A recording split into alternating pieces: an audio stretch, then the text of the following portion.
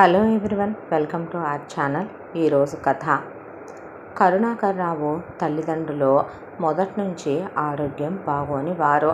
ఒక్కగానొక్క కొడుకు పుట్టాడు. కరుణాకర్ రావు చాలా మంచివాడు, చాలా మెతక మనిషి. వాళ్ళకున్న కొద్ది గొప్ప ఆస్తిపాస్తుల్నే పణంగా పెట్టి మరీ కొడుకుని పీజీ వరకు చదివించారు. కరుణాకర్ రావుకి పక్కనే ఉన్న టౌన్లో ఒక చిన్న ఉద్యోగం వచ్చిందే. ప్రశాంతంగా సాగిపోతున్నాయి జీవితాలు. వాళ్ళకి ఆరోగ్యం బాగోట్లేదు అనే దాంతో కొడుక్కి పెళ్లి చేస్తే ఇల్లాలు వస్తుంది, రేపొద్దున తమకేదైనా కొడుకుని బాగా చూసుకుంటుంది, భార్య బిడ్డల్లో పడితే కాస్త బాధ్యతది వస్తుంది, తల్లిదండ్రులు పోయినా వాళ్ళ జ్ఞాపకాల్లోంచి బయటకు వస్తాడనే దాంతో వాళ్ళు వయసుకు కూడా వచ్చాడని ప్రభావతి అనే ఒక ఆవిడనిచ్చి కరుణాకర్ రావుకు వివాహం జరిపించారు. ప్రభావతి అలా అడుగు పెట్టిందో లేదో 15 రోజుల్లో మామగారు, 25 రోజుల్లో అత్తగారు పడుకున్న వాళ్ళు పడుకున్నట్లే పోయారు. శనిపాదమని, దరిద్రమని, శనిలా దాపరించిందని ఊళ్ళో వాళ్ళందరూ నానా మాటలు అంటుంటే ఎటు ఉన్న ఇల్లు పాడుపడిపోతున్న పాత ఇల్లే కాబట్టి టౌన్లో ఉన్న ఉద్యోగాన్ని సిటీకి మార్పించుకున్నాడు కరుణాకర్ రావు. ఆ తర్వాత ఊళ్ళో ఉన్న ఇల్లు అమ్మితే కాసిన డబ్బులు వచ్చినాయి. అవి పెట్టి ముందు సిటీకి వచ్చి ఒక అద్దెల్లు చూసుకొని ఆ ఇంట్లో కాపురం దిగారు భార్య భర్త. మొదట్లో ఒక 3 నెలల పాటు చాలా హ్యాపీగా ఇద్దరి మధ్య అడమరికలు లేకుండా కాపురం జరిగిపోయింది. ఆ తర్వాత ప్రభావతి కరుణాకర్ రావులో ఉన్న మెతకదనాన్ని చేతగానితనంగా తీసుకొని, మంచితనాన్ని అలుసుగా తీసుకుని అతన్ని ఇష్టం వచ్చినట్టు మాట్లాడటం, ఇష్టం వచ్చినట్టు తిట్టడం, నోటికి ఎంత వస్తే అంత మాటలంటాం. ఆయన కూర్చోబెట్టి భార్యని కొట్టే తిట్టేంత ధైర్యవంతుడు కాదు, భార్యని కొట్టేంత కుసంస్కారి కాదు. ఆయన తల్లిదండ్రులు ఆయన అలా పెంచలేదు.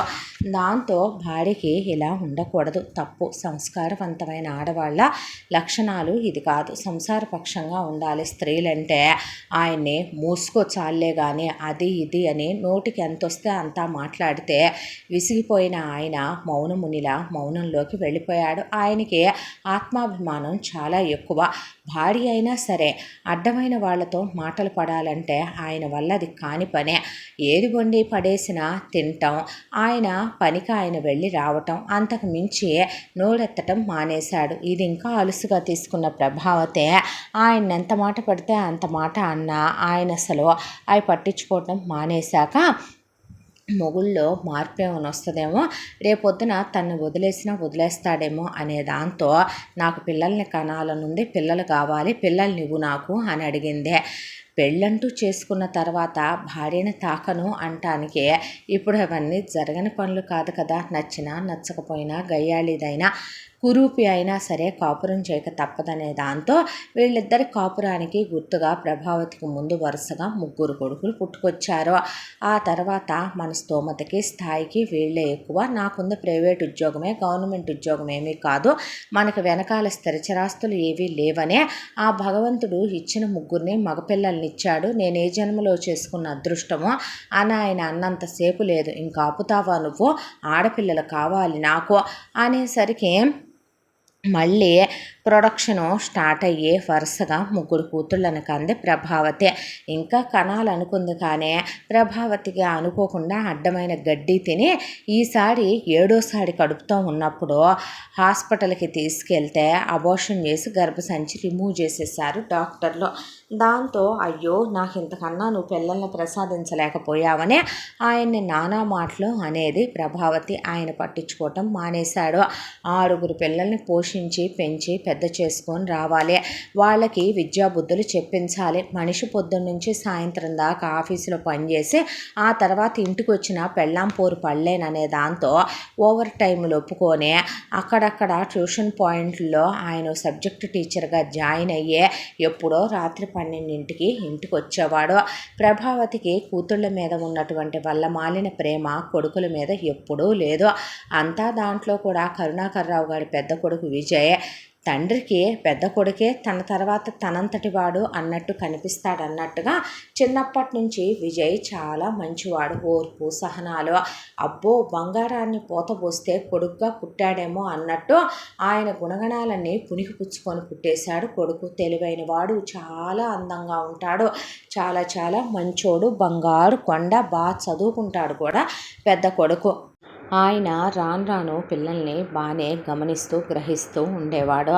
పెద్దబ్బాయి చాలా రెస్పాన్సిబిలిటీగా బాధ్యతలు తీసుకోవడానికే నేను సిద్ధం నాన్న నీ తర్వాత అన్నట్టు చాలా మంచి ప్రవర్తనతో చాలా మంచిగా ఉంటాడు. ఇక మిగతా ఇద్దరు కొడుకులు వాళ్ళ గురించి వాళ్ళు వాళ్ళ లైఫ్ గురించే, వాళ్ళ కెరియరు ఫ్యూచర్ ప్లాన్ల గురించి తప్ప వాళ్ళకి ఫ్యామిలీ, అమ్మ నాన్న అన్న చెల్లెళ్ళు ఇలాంటి వాటి గురించి ఏ ధ్యాస పట్టదు మిగతా కొడుకులిద్దరికే.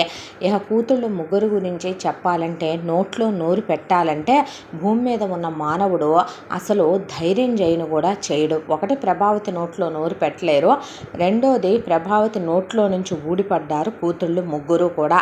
కూతుళ్ళ నోళ్ళల్లో నోరు పెట్టడానికి అసలు ధైర్యం సరిపోయేది కాదు ఎవరికేనో. చదువుకోండమ్మా, అలా ఉండకూడదు అని చెబితే, మాకు తెలుసులే నీ పని నువ్వు చూసుకో, నీకెందుకయ్యా మేమేం చేస్తే అనేసేవాళ్ళు తండ్రిని. ఆయనంటే ఒక గౌరవం లేదు, విలువ లేదు. కూతుళ్ళని ఆయన మాట్లాడించడం మానేశాడు. మిగతా ఇద్దరు కొడుకులు వాళ్ళ కెరీర్ కోసం వాళ్ళు యావరేజ్గా బాగానే చదువుకుంటూ వచ్చేవాళ్ళు. ఇలా కరుణాకర్రావు పగలనక రాత్రనక కష్టపడే ఆయన ఖర్చులకి ఒక 500 పక్కన పెట్టుకొని జీతం డబ్బులు, ఆయన ఓటీలు చేసిన డబ్బులు, ఆయన బయట ట్యూషన్ మాస్టర్గా పనిచేసిన డబ్బులు మొత్తం తెచ్చి పెళ్ళాం చేతిలో పోసేవాడు. ఎంత దాంట్లో ప్రభావతికి సోకులకి ఏం తక్కువ ఉండే కాదు. ఆ వచ్చే డబ్బుల్లోనే ఒకవైపున అప్పులు చేసి మరి ఆ అప్పులు ఆయన నెత్తి మీద ఎలా కడతాడేంటి అని ఆలోచించకుండా, పెళ్ళెందుకు చేసుకున్నా, నువ్వేం మగాడివి అని ఆయన అడిగి బ్యూటీ పార్లర్లకు వెళ్ళటం, ఇక ఉమెన్స్ క్లబ్బులకి తిరగటం, మహిళా మండలికి తిరగటం, తన ఇష్టం వచ్చినట్టు స్లీవ్లెస్ బ్లౌజుల దగ్గర నుంచి 2 పీసెస్ నైటీల దాకా 4 పీసులు 5 పీసుల దాకా వేసుకోవటం, వాళ్ళతో కలిసి ట్రిప్పులకి వెళ్ళి రావటం, వెళ్ళేటప్పుడు కూతుళ్ళను కూడా తన వెంట వేసుకొని తిరగటం. ఆయనకి ఇవన్నీ చూసే ఆయన గుండె బండబాడిపోవటం మొదలైంది. దాంతో ఆయన ఇక పెద్ద కొడుకుని దగ్గర కూర్చోబెట్టుకొని, పెద్ద కొడుక్కి మాత్రం మంచని చెడని ప్రపంచమని, ప్రపంచంలో ఉన్న మనుషులని వాళ్ళ బుద్ధులని చిన్నప్పటి నుంచి చెప్పుకొస్తూ పెంచేవాడు.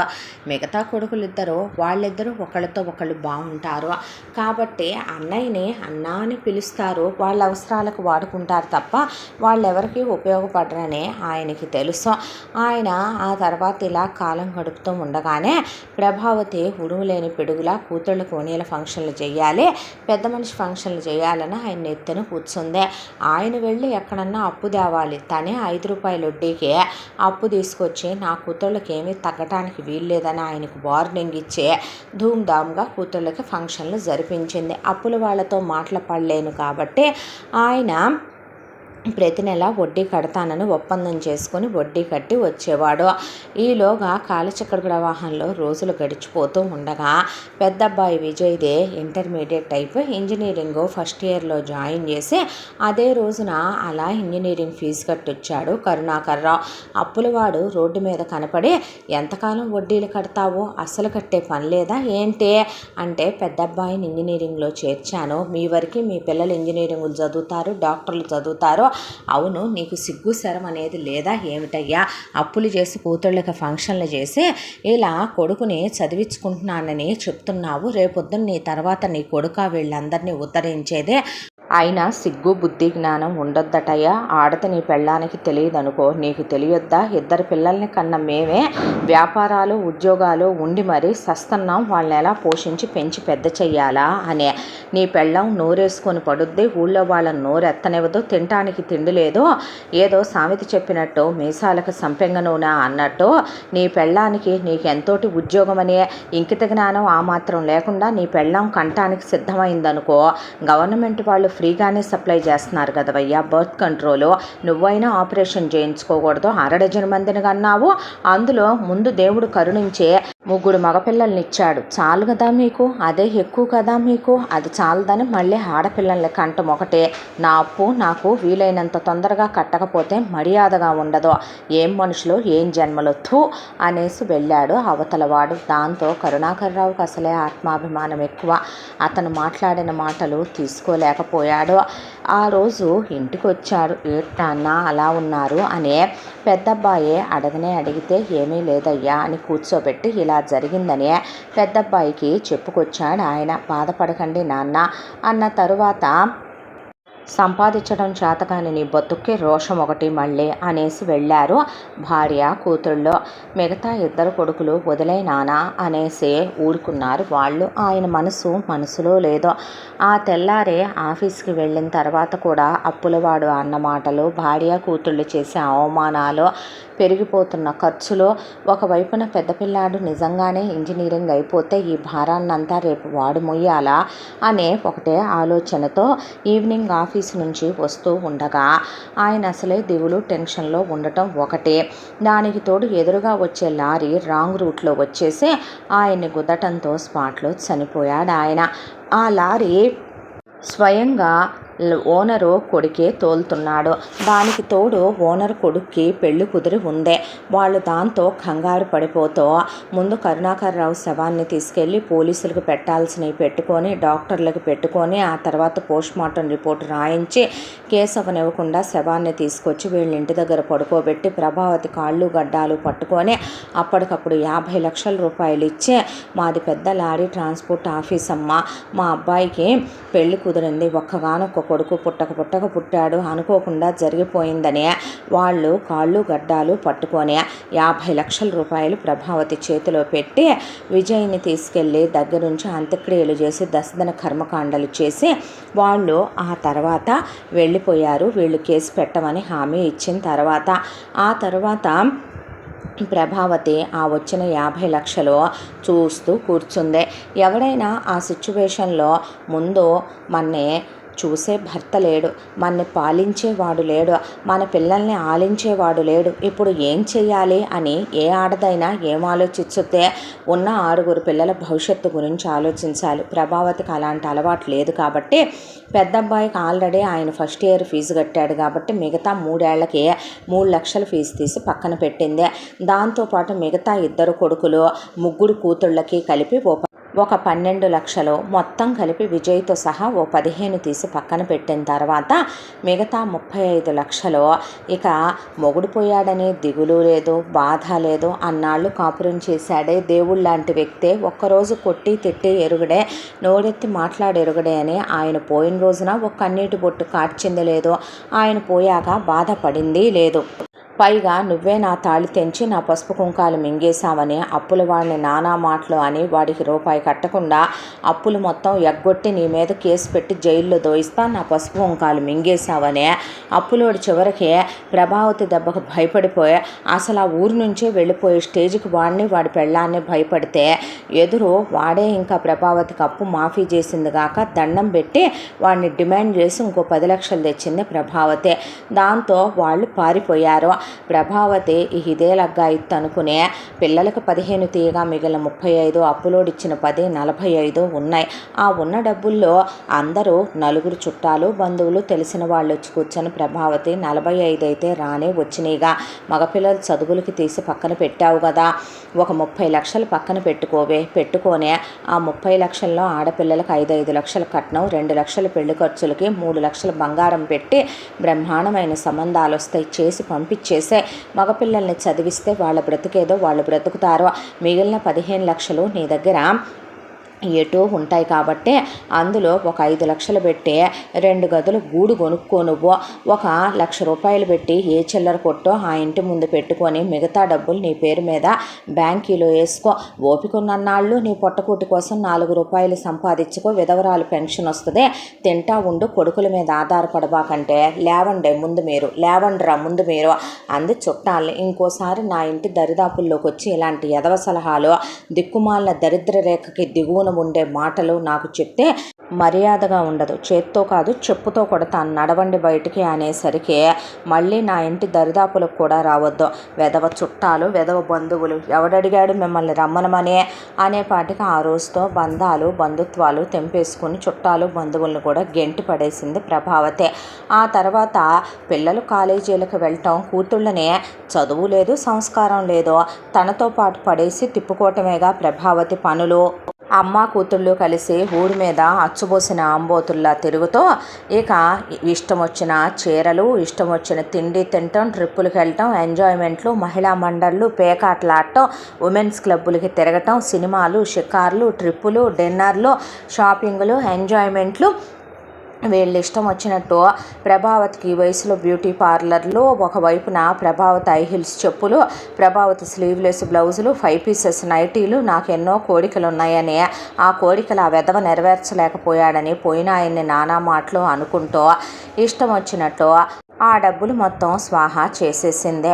అయితే కరెక్ట్గా అప్పటికి విజయ్ది ఫైనల్ ఇయర్ అయిపోయింది. విజయ్ ఎటు ఫైనల్ ఎగ్జామ్స్ అయిపోయాయి కదా అని తల్లి దగ్గరికి వచ్చి కూర్చున్నాడు. తండ్రి పడ్డ బాధలు నరకాలు అన్నీ విజయ్కి తెలుసు. రేపొద్దున తను మాత్రం ఇంతమందిని పోషించి భారాలు తీసుకోవటం అంటే అయ్యే పని కాదు. కాబట్టి అమ్మ చెల్లెళ్ళకి పెళ్లి చేసేద్దాం అంటే ఎందుకు ఇప్పుడే వాళ్ళకి పెళ్లి చేయటం, చదువుకుంటున్నారుగా అందే.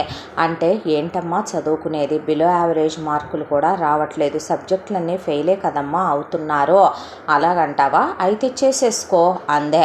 అంటే సంబంధాలు చూస్తే ఊరికే అయితే చేసుకోరు కదమ్మా, కట్నాలు ఇవ్వాలి కదవే అంటే ఇచ్చుకో అంది. సరేనమ్మా, అలాగైతే నీ దగ్గర 45 లక్షలు ఉండాలి కదా, ఇంతకాలంగా పైన 15 లక్షలు నువ్వు మన కిందకు వాడేసావు అనుకున్నా కూడాను ఒక 30 ఉంటాయిగా, ఇవ్వమ్మా, మంచి సంబంధాలు తీసుకొచ్చి చెల్లెళ్ళకి పెళ్లి చేసి పంపించేస్తాను అన్నాడు విజయ్. ఎక్కడున్నాయని ఇమ్మంటావు అనేపాటికి మిగతా 2 కొడుకులు కూడా ఏమైనా డబ్బులు అన్నారు. వాళ్ళు మీరు ఆగండ్రా అంటే ఊరుకో అన్నా, నీలాగా మెత్తగా ఉంటే వత్తబుద్ధ అవుద్దని మేమేమి నీ అంత సాఫ్ట్ కాదులే కానీ ఏం చేసావే డబ్బులు, నోరు మొయ్యండ్రా, మీవా ఏంటి, మీ నాన్న పోయాడు, నాతో కాపురం చేసినందుకు, అన్నేళ్లుగా నా ఒంటి మీద చేసినందుకు ఖరీదు కట్టి ఇచ్చిపోయాడు అనుకున్నాను.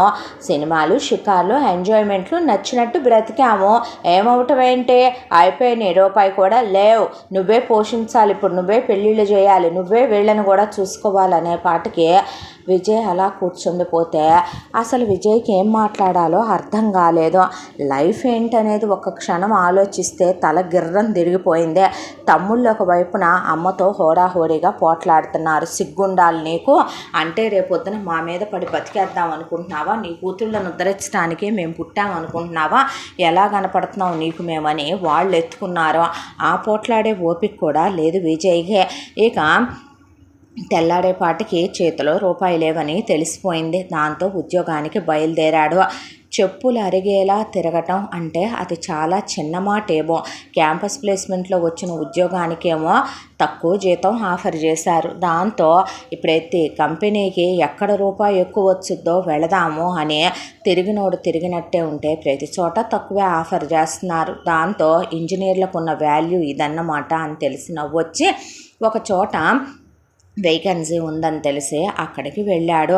వెళ్ళేసరికి అక్కడ ఓనర్ గారు కూర్చొని ఉంటే ఆయన విజయ్తో మాట్లాడితే, బాబు మాకు ఇంజనీర్ అక్కర్లేదయ్యా, డిగ్రీ చదువుకున్న క్వాలిఫికేషన్ ఉన్న అబ్బాయి ఉంటే చాలు బాబు, మాకు మేమిచ్చేది నెలకి 50,000 మీరు 50 అయినా ఇస్తున్నారు సార్, బయట వాళ్ళు ఆ 50 కూడా ఇవ్వట్లేదు, ఓపెన్గా మాట్లాడుతున్నాను, ఇంజనీర్లకు వాల్యూ ఎప్పుడో పోయింది, నా చదువుకి ఏ విలువ లేదండి అనేసరికి ఆయన అంత ఫ్రాంక్గా ఈ అబ్బాయి మాట్లాడటం విని, ఆ 50,000 ఇప్పుడు నాకు చాలా అవసరం సార్, నాకు తల్లి బాధ్యత, తండ్రి పోయారు, 2 తమ్ముళ్ళు 3 చెల్లెళ్ళు, రెస్పాన్సిబిలిటీస్ చాలా ఉన్నాయండి నాకు అన్న తర్వాత ఆ అబ్బాయి మొహం వైపు చూస్తే చక్కగా ఉన్నాడు, బొమ్మలాగా, అంత అందంగా ఉండి చూస్తే చెడు అలవాట్లున్న పిల్లాడిలాగా కూడా లేడు. ఎంతో పొందిగ్గా ఒద్దికగా ఉన్న అబ్బాయిని చూసిన ఆయన సరేనయ్యా, అయితే నువ్వు ఇక్కడ ఏమీ ఈ ఉద్యోగాలు చెయ్యొద్దులే, కానీ మాకు 4-5 వ్యాపారాలు ఉన్నాయి. ఇక్కడికి నేను రెగ్యులర్గా ఎటు రాను. ఇక్కడ వేరే వాళ్ళు చూసుకోవటానికి ఉన్నారు. మా వ్యాపారాలన్నీ చూసుకోవటానికి నాకు ఒక అసిస్టెంట్గా, అలాగే అన్నీ కరెక్ట్గా జరుగుతున్నాయా లేదా అని ఫినాన్స్ డిపార్ట్మెంట్ అంతా నీకు అప్పచెప్తాను, చూసుకో. నెలకి 1,00,000 రూపాయల జీతం ఇస్తాను అని చెప్పేపాటికి ఆయన చేతులు పట్టేసుకున్నాడు.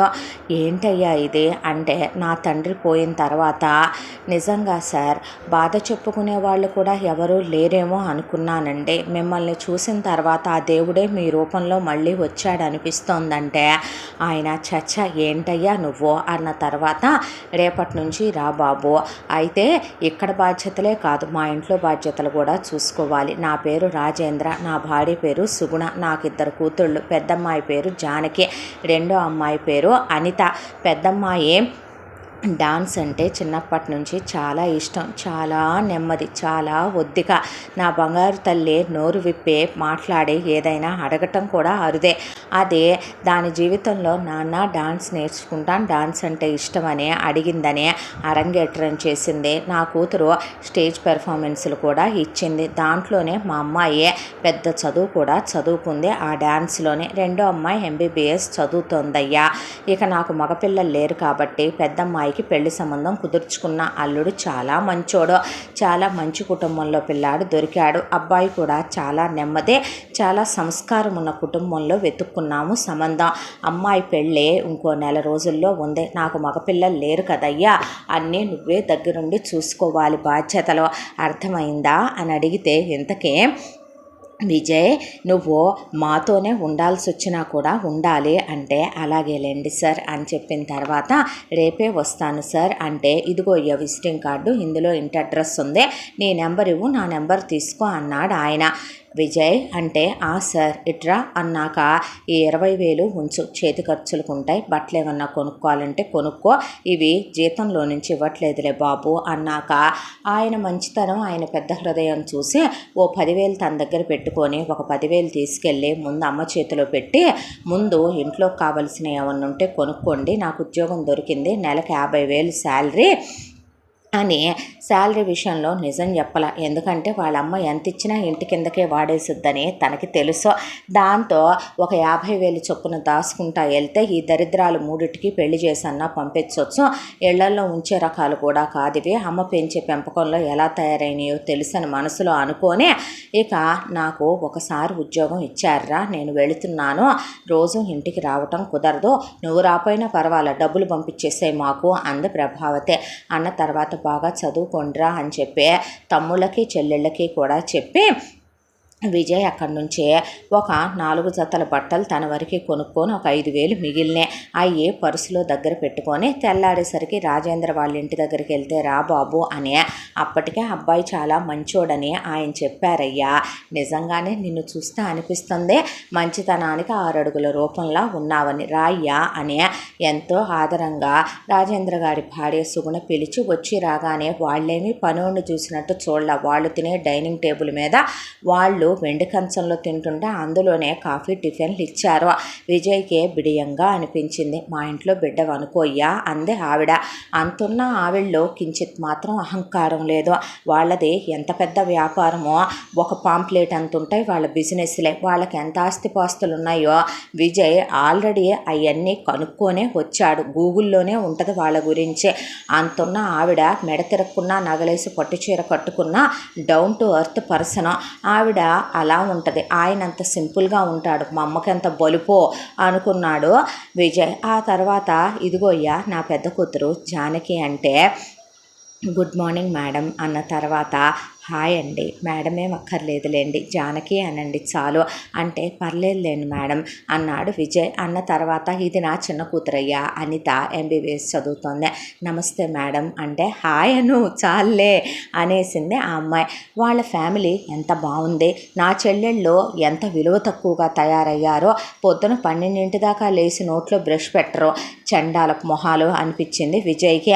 ఆ తర్వాత ఇక విజయ్కి నువ్వు చూసుకో బాబు, నాకు వేరే వేరే పనులు చాలా ఉన్నాయి అయ్యా, నేను నీకు ఫోన్లో చెప్తా ఉంటాను అని చెప్పి ఆ తర్వాత వాళ్ళ అకౌంట్ బుక్స్, లెడ్జర్ బుక్స్, వాళ్ళకున్న అకౌంట్ డీటెయిల్స్, వాళ్ళకున్న ప్రాపర్టీలు, ఎక్కడెక్కడ వాళ్ళకి ఏ బిల్డింగులు ఉన్నాయి, ఎక్కడెక్కడ కన్స్ట్రక్షన్లు జరుగుతున్నాయి, ఎక్కడెక్కడ వాళ్ళ వ్యాపారాలు ఏమేమి రన్ అవుతున్నాయి, షాపింగ్ కాంప్లెక్స్లు ఎక్కడున్నాయి, ఊళ్ళో పొలాలు ఎక్కడున్నాయి, మొత్తం కూర్చోబెట్టి విజయ్కి కళ్ళకు కట్టినట్టు విజయ్ మీద నమ్మకంతో మొత్తం చెప్పాడు ఓనర్ రాజేంద్ర గారు. నేను చూసుకుంటాను సార్ అని విజయ్ చాలా నిజాయితీ గల పిల్లాడని మొహం మీద రాసున్నట్టే ఆయన భుజం తట్టి వెళ్ళిపోయాడు. ఆ తర్వాత మేడం ఈరోజు శారీస్ షాపింగ్ ఉంది, పదండి వెళదామని వాళ్ళని తీసుకెళ్ళి వాళ్ళు శారీస్ కొనుక్కున్న తర్వాత ఆ బిల్ అంతా తను పే చేయటం, ఆ బిల్స్ అన్నీ తీసుకెళ్ళటం, ఆయనకి ఎక్స్ప్లెయిన్ చేయటం, ఈరోజు జ్యువెలరీ షాపింగ్ ఉంది మేడం అంటాం, ఈరోజు వెండి షాపింగ్ ఉంది మేడం అని చెప్పటం, ఈరోజు మీరు ఫుట్వేర్ తీసుకోవాలి, ఈరోజు మీరు కాస్మెటిక్స్ తీసుకోవాలి, భలే ఉందయ్యా నువ్వు ఇలా మా వెనకాల వస్తుంటే, ఆయన ఎటు రారు, నువ్వు వస్తుంటే భలే ముచ్చటేస్తుంది విజయ్ అని సుగుణ అంటే, మీరేంటి జానకి గారు అంత నెమ్మదిగా ఉంటారు, ఇలా ఉంటే ఈ రోజుల్లో బ్రతకడం కష్టమేనండి అంటే మీరు కూడానా అంది జానకి.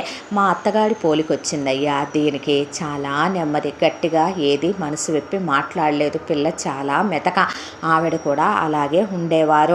ఆయన నేను చిన్నపిల్ల ఎక్కడికి వెళ్ళినా చక్కబెట్టుకొచ్చేస్తాం, కానీ మా గద్దరితనంతో ఇది మాత్రం గడుస్తనం అంటేనే భయపడిపోద్ది తెలుసా, రూపాయి గురించి భయం ఉండదు, మిగతా విషయాల్లోనూ భయం ఉండదు, పిచ్చి తల్లి ఒట్టే అమాయకురాలు, అందుకే అంత చూసి చూసి తెచ్చామయ్యా అల్లుణ్ణి అన్న తర్వాత నవ్వేసి, మీరు నిజంగానే చాలా చాలా మంచివారు, మిమ్మల్ని పెళ్లి చేసుకునే అబ్బాయి పూర్వజన్మ సుకృతం చేసుకొని ఉండాలి, మీరంత అందగత్తెని, మీ అంత చదువుకున్న అమ్మాయిని, మీ అంత ఓర్పు సహనాలు ఉన్న అమ్మాయిని ఈ రోజుల్లో నేను చూడలేదండి అన్నాడు విజయ్. నవ్వేసింది జానకి. ఆ తర్వాత అన్ని అకేషన్స్ వెడ్డింగ్ ప్లానర్స్ని పిలిపించి స్పెషల్గా ఫ్లవర్ డెకరేషన్లు, అబ్బాయి వాళ్ళకి ఒకవైపున విడిదిళ్ళు, వాళ్ళ ఫ్రెండ్స్కి హోటల్లో రూమ్స్, ప్రతి ఒక్కటి కూడా ఇంట్లో సొంత మగపిల్లాళ్ళ అన్నీ విజయే చూసుకొని జానకి పెళ్ళి చాలా గ్రాండ్గా జరిగిపోయి అప్పగింతలు కూడా పూర్తయిపోయి అత్తారింటికి వెళ్ళిపోయి, అలా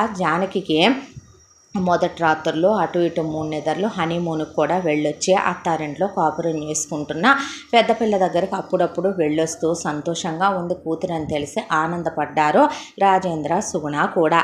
ఇక ఇలా రోజులు గడిచిపోతూ విజయ్ కూడా బాగా వీళ్ళకి అలవాటైపోయి ఒక 3 నెలలు అయింది జానకి పెళ్ళై. ఒక రోజున ఇదిగో విజయ్ అంటే, సార్ ఏమీ నువ్వు ఇంటికి వెళ్ళొద్దులే కానీ 4-5 అవుట్ హౌసులు సచ్చినాయి మన ఇంట్లోనే, మేడం భోజనం పెడతారు, తినేసి శుభ్రంగా స్నానం చేసి బట్టలు ఉన్నాయిగా ఇక్కడే, మీరెప్పుడు నన్ను ఇంటికి వెళ్ళనిస్తున్నారు సార్, నేను 20 రోజులు మీతోనే ఉంటున్నా, వెళ్ళకపోతే ఏమైందయ్యా, మా ఇంట్లో పిల్లాడు అన్న తర్వాత రారా వెళ్దాం, ఆకలి దంచేస్తుందయ్యా, పొద్దున్న నుంచి పని హడావిడిలో ఇద్దరం సరిగ్గా తినలేదు, ఎక్కడ తినలేదు సార్, ఏదో ఒకటి మీరు తింటారు నన్ను తినమంటారు అనేసరికి ఆయన నవ్వుకుంటూ అలా కార్ డోర్ తీసి అడుగేశాడో లేదో ఫోన్ వచ్చింది.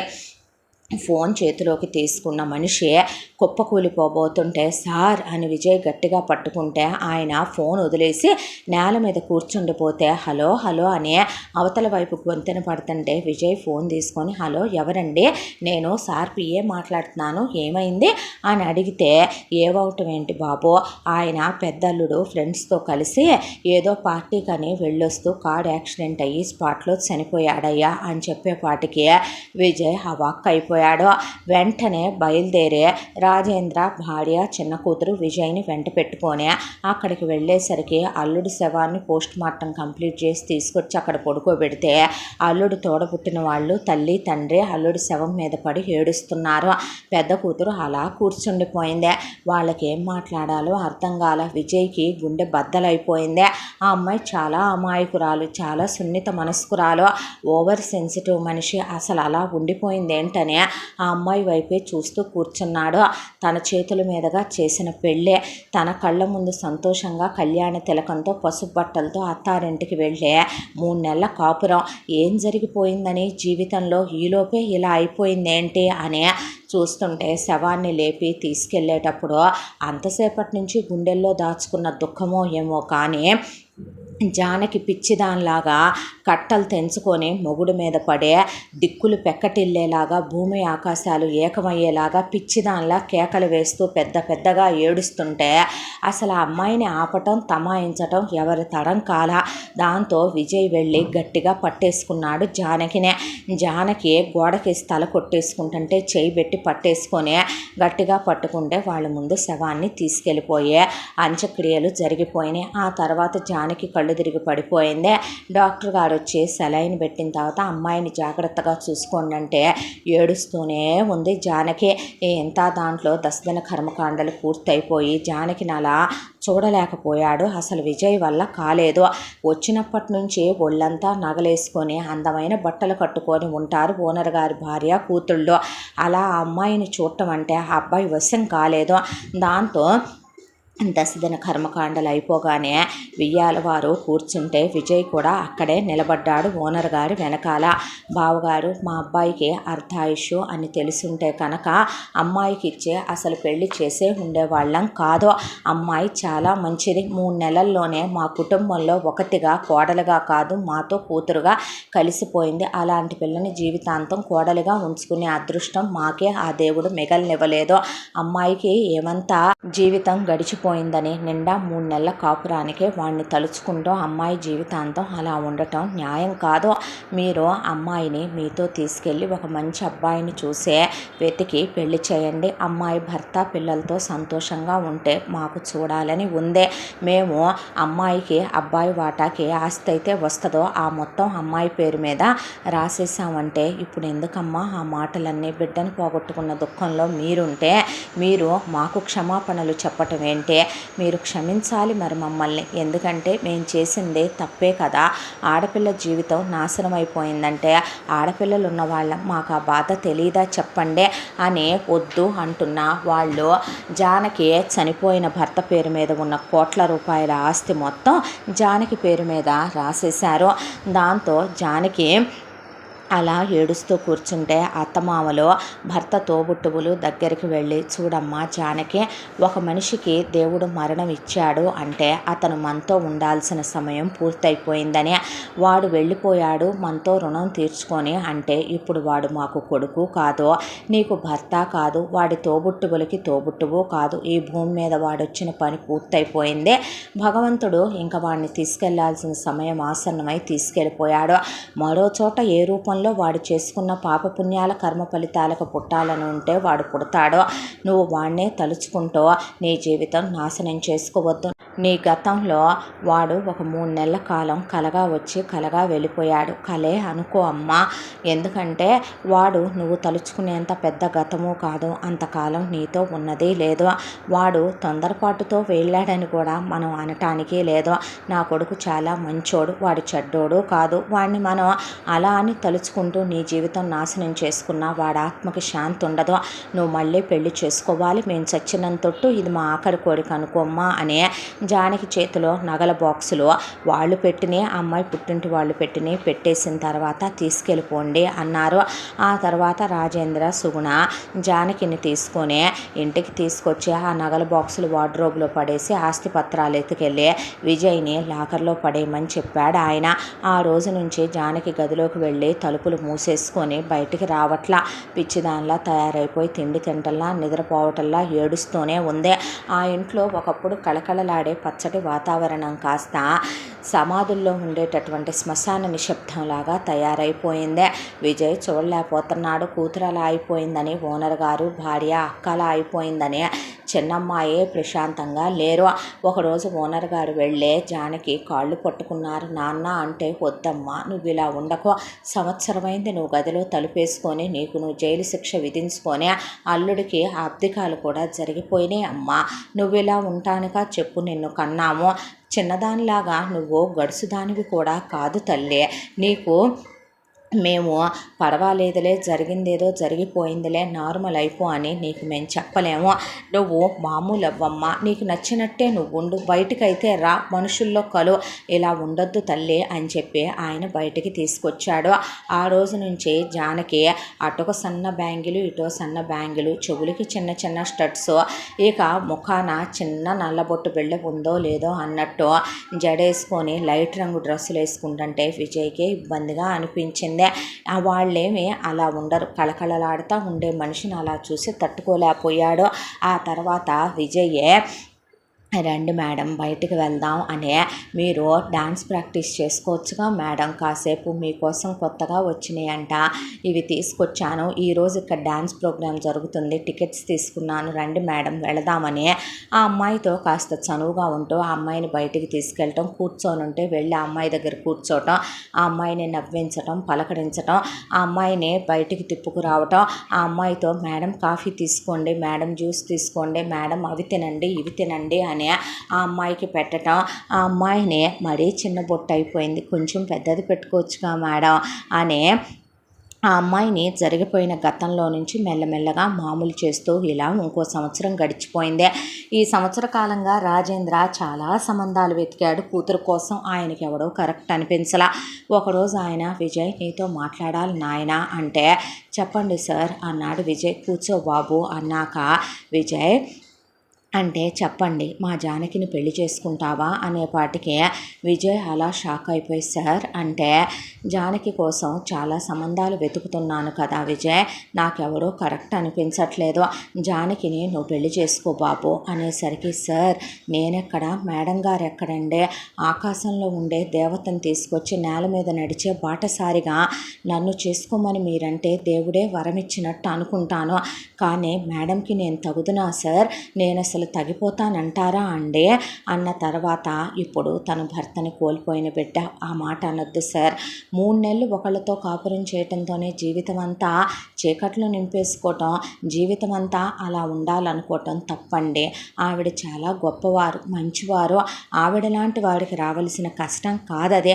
అలాంటి అమ్మాయిని పెళ్లి చేసుకోవాలంటే పెట్టి పుట్టి ఉండాలి ఎవరైనా. పోయిన మీ అల్లుడు గారికి ఆయుష్ లేదని నేను చాలా బాధపడతాను, అలాంటిదే ఆవిడని పెళ్లి చేసుకోమంటానికే నువ్వు చేసుకుంటావా లేదా, నాకే అభ్యంతరం లేదండి, కానీ డబ్బున్న వాళ్ళు గొప్పోళ్ళే మేడంని చేసుకుంటారు కదా అన్నాడు విజయ్. చేసుకుంటారు బాబు, కానీ తను అంతా మంచిగా ఉండుంటే వాళ్ళు చేసుకోవటంలో ప్రాబ్లం ఏమీ లేదు. అమ్మాయి ఇప్పుడు డిప్రెషన్లో ఉంది. ఈ సంవత్సర కాలంగా అమ్మాయి ఆ మాత్రమైన మనుషుల్లో తిరుగుతుందంటే అది నీ పుణ్యమే. అమ్మాయి ఆ ముద్దన్నా తింటుందంటే అది నువ్వే కారణం. కానీ రేపు చేసుకున్నోళ్ళు ముభావంగా ఉంటుందనే, అమ్మాయి రేపు పెళ్ళవగానే అన్నిటికీ సిద్ధంగా ఉంటుందని కూడా నేను అనుకోను. ఇప్పుడు అమ్మాయిని మామూలు మనిషిని చెయ్యాలి, మార్చుకోవాలి, దగ్గరికి తీసుకోవాలి. నీకు తెలుసు జానకి అనిత లాంటిది కాదు, చాలా ఓవర్ సెన్సిటివ్ పిల్ల, చిన్న మాటన్నా తీసుకోలేదు. దానికి దైవభక్తి, ఆ నాట్యం, మేము తప్ప మరో ప్రపంచమే తెలియకుండా పెరిగింది జానకి. అలాంటి అమ్మాయిని నమ్మి నేనే ఫారిన్ సంబంధమో ఎవరికో ఇచ్చి చెయ్యాలనుకోట్లా. నీ ఫ్యామిలీ రెస్పాన్సిబిలిటీసు నాకు తెలుసు, అవన్నీ నేను చూసుకుంటాను సార్. వద్దండి అవన్నీ మీరు చూసి నేను తన్ను చేసుకుంటే, నేను నా ఫ్యామిలీ కోసం, నేనేదో నా కోసం యూజెస్ కోసం ఆవిడ్ని చేసుకున్నట్టుంటుంది. అలా వద్దు సార్, నేను ఏదో వీటి కోసమే మేడంని పెళ్లి చేసుకున్నట్టు ఆవిడ ఫీల్ అవుతారు, నాకు ఇష్టం లేదు. భలే వాడివే బాబు, నువ్వు అడిగితే చేస్తున్నానా, అవన్నీ నా కర్తవ్యం అనుకొని చేస్తున్నానయ్యా అంటే, ఒక్కసారి నేను మేడంతో మాట్లాడతానంటే ముందు నన్ను మాట్లాడినివ్వయ్యా అనే ఆయన మాట్లాడితే, నాన్న అంటే, లేదమ్మా చేసుకోవాలి, లేదంటే నిన్నెలా చూసి మీ అమ్మ నేను బ్రతకలేకపోతున్నాం అని ఒకవైపున తల్లి తండ్రి చెల్లెలు కలిసి ఆ అమ్మాయిని బతిమిలాడి బామాలి కాళ్ళు గడ్డాలు పట్టుకొని పెళ్ళి కొప్పించారు. విజయ్ మంచి పిల్లాడు, మన ఇంట్లోనే ఉంటున్నాడు, మనకి తెలిసిన బిడ్డ, అలాంటి వాడిని చేసుకుంటే నువ్వు సుఖపడతావు తల్లే. అయినా నేను మొహమాటం లేకుండానే చెప్తున్నానమ్మా. చెల్లి ఎంబీబీఎస్ చదువుతోంది, ఒక అబ్బాయిని ప్రేమిస్తోంది. ఆ అబ్బాయి డాక్టరు. దాన్ని ఎండీ చేశాక వాళ్ళిద్దరు గిఫ్ట్గా హాస్పిటల్ కట్టించిచ్చే నేను ఆస్తిలో దాని వాటా దానికి పెడతా. మరి వ్యాపారాలన్నీ ఏమైపోవాలి? అదే విజయ్కి వ్యాపారాలు చూసుకోవటం అలవాటైపోయిందే. నాకు ఇప్పుడు నిన్ను మాత్రమే కాదు, మన ఇంటిని వ్యాపారాలని కూడా చూసుకునే అల్లుడు కావాలి. చదువుకున్నాడు, సంస్కారం ఉంది, వినయ విధేయతలు, మంచితనం ఉంది. అలాంటి వాడికి ఏ రాజ్యాన్నైనా పాలించే హక్కు ఉండాలంటే క్షాత్రం ఉన్నవాడే క్షత్రియుడు, కానీ రాజ్యం ఉన్నవాడే రాజు అంటారు. ఆ రాజ్యం నా దగ్గర ఉంది, క్షాత్రం అతని దగ్గర ఉంది. అతన్ని నేను అల్లుడిని చేసుకొని మన బిజినెస్ సామ్రాజ్యాన్ని అతనికి అప్పచెప్తాం అనుకుంటున్నానమ్మా నా తర్వాత అనేసరికి జానకి ఏమీ మాట్లాడలేదు.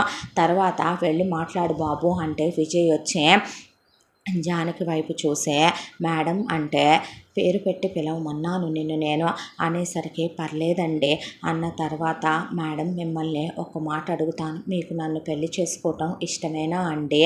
నాకు మిమ్మల్ని చేసుకోవటం ఇష్టమే మేడం. ఒక విషయం చెప్పమంటారా?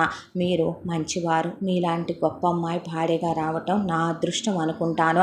గడిచిపోయిన గతం తాలూకా ఏది మీ దగ్గర నేను ఎప్పటికీ తీసుకురానని దేవుడి మీద, చనిపోయిన మా నాన్న మీద ప్రమాణం చేసి చెప్తాను. మిమ్మల్ని నేను మార్చుకుంటాను, నేను మామూలు మనిషిని చేసుకుంటాను, మిమ్మల్ని నేను నాదానిగా చేసుకుంటానండి అని చెప్పిన తర్వాత నేను మీతో ఫిజికల్లీ మెంటల్లీ వెంటనే క్లోజ్ అవ్వలేను.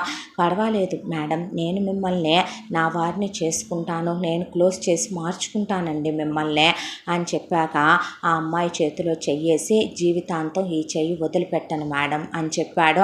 ఆ తర్వాత వాళ్ళు మీ అమ్మతో మాట్లాడాలి కదా విజయ్ అంటే వద్దండి నేను మాట్లాడుకుంటాను అన్నాడు విజయ్. తప్పయ్యా, అలా ఉండకూడదు, మేం మాట్లాడాల్సిన మా మీద బాధ్యత అంటూ ఒకటి ఉంది కదో అన్నాక విజయ్కి దడా వణుకు వచ్చేసింది.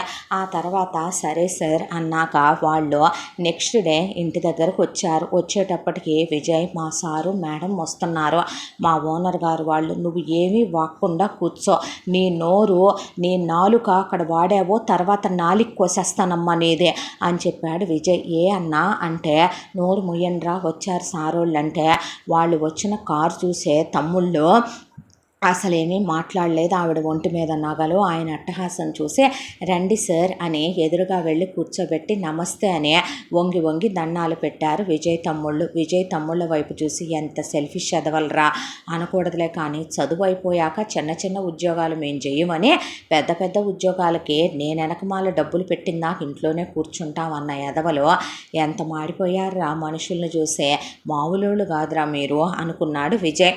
ఆ తర్వాత వచ్చి రాజేంద్ర, సుగుణ నమస్కారం అమ్మా అంటే కూర్చోండి అంది ప్రభావతి. అబ్బో దీని లెవెలు ఇది అనుకున్నారు కొడుకులు. అనుకున్నాక మీ అబ్బాయిని మా అల్లుడిని చేసుకుందామని అడగటానికి వచ్చామమ్మా. మా అమ్మాయిని మీ కోడలుగా మీ ఇంటికి పంపిద్దామని మా పెద్ద కూతురు జానకిని అంటే వీడికా మీరా? ఓనర్ గారేగా మీరు అంటే ఓనర్ గారే అన్నాడు విజయ్. ఒక 5 కోట్ల ఆస్తి ఉంటుందండి మీకు?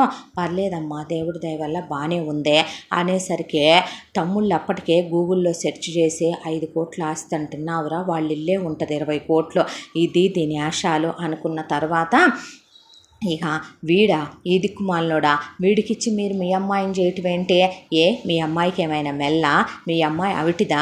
మీ అమ్మాయి గుడ్డి పిల్ల పొట్టుకుంటుందా? బాగోదా? మీ అమ్మాయికి పిల్లలు పుట్టరా? సంసారానికి పనికిరాదా? అలాంటి అయితే నేనే వీడి దాకా రావాలి అనే పాటికి అంటే నేను అందుకు తప్ప ఎందుకు పనికిరానా అనే తమ్ముళ్ళు ఇదెలా మనకు అమ్మాయిందనే ఆశ్చర్యపోతూ కూర్చునేపాటికి అలాంటిదేమీ లేదమ్మా, అమ్మాయికి ఇలా పెళ్లి చేశాం, భర్త పోయాడు, దాంతో అబ్బాయి చాలా మంచివాడని అబ్బాయికి ఇచ్చి చేద్దామని ఓ విద్ద అనబోయేలోపు నోట్లో నుంచి ఆ మాట వచ్చిందో, అమ్మ మేము అన్నయ్యలాగా కాదు, నిన్ను ముక్కలు ముక్కలుగా నరికేసే నీ సమాధి మీద తులసి చెట్టు నాటేస్తాం నోరు ముయిపోతే అన్నారు కొడుకులు. అనేసరికి చెప్పండి అంది ప్రభావతి.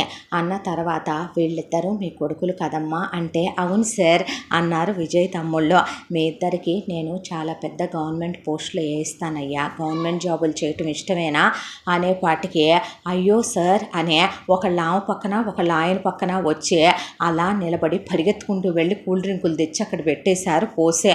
విజయ్ అలా చూస్తూ నుంచున్నాడు. ఈలోపు మీకు 3 అమ్మాయిలు ఉన్నారు కదమ్మా, మంచి మంచి సంబంధాలు చూసి అమ్మాయిలకి ఒక అబ్బాయి నా స్నేహితుడి కొడుకున్నాడు, పైలట్గా వర్క్ చేస్తున్నాడు, ఒక అబ్బాయి డాక్టర్ ఉన్నాడు, ఒక అబ్బాయి బిజినెస్లో ఉన్నాడు, నేనే సంబంధాలు చూసి పెళ్లి ఖర్చులు ఇచ్చి పెళ్లి జరిపిస్తాను, కట్న కానుకల విషయం గురించి మీరేమీ ఆలోచించొద్దమ్మా. ఇక మా అమ్మాయి అంటారా చాలా మంచిదే, విజయ్తో మీతో చాలా బాగుంటుందమ్మా అన్న తర్వాత పెళ్లి ఖర్చులు ఎంగేజ్మెంట్ ఖర్చులు అన్నీ నేనే పెట్టుకుంటాను.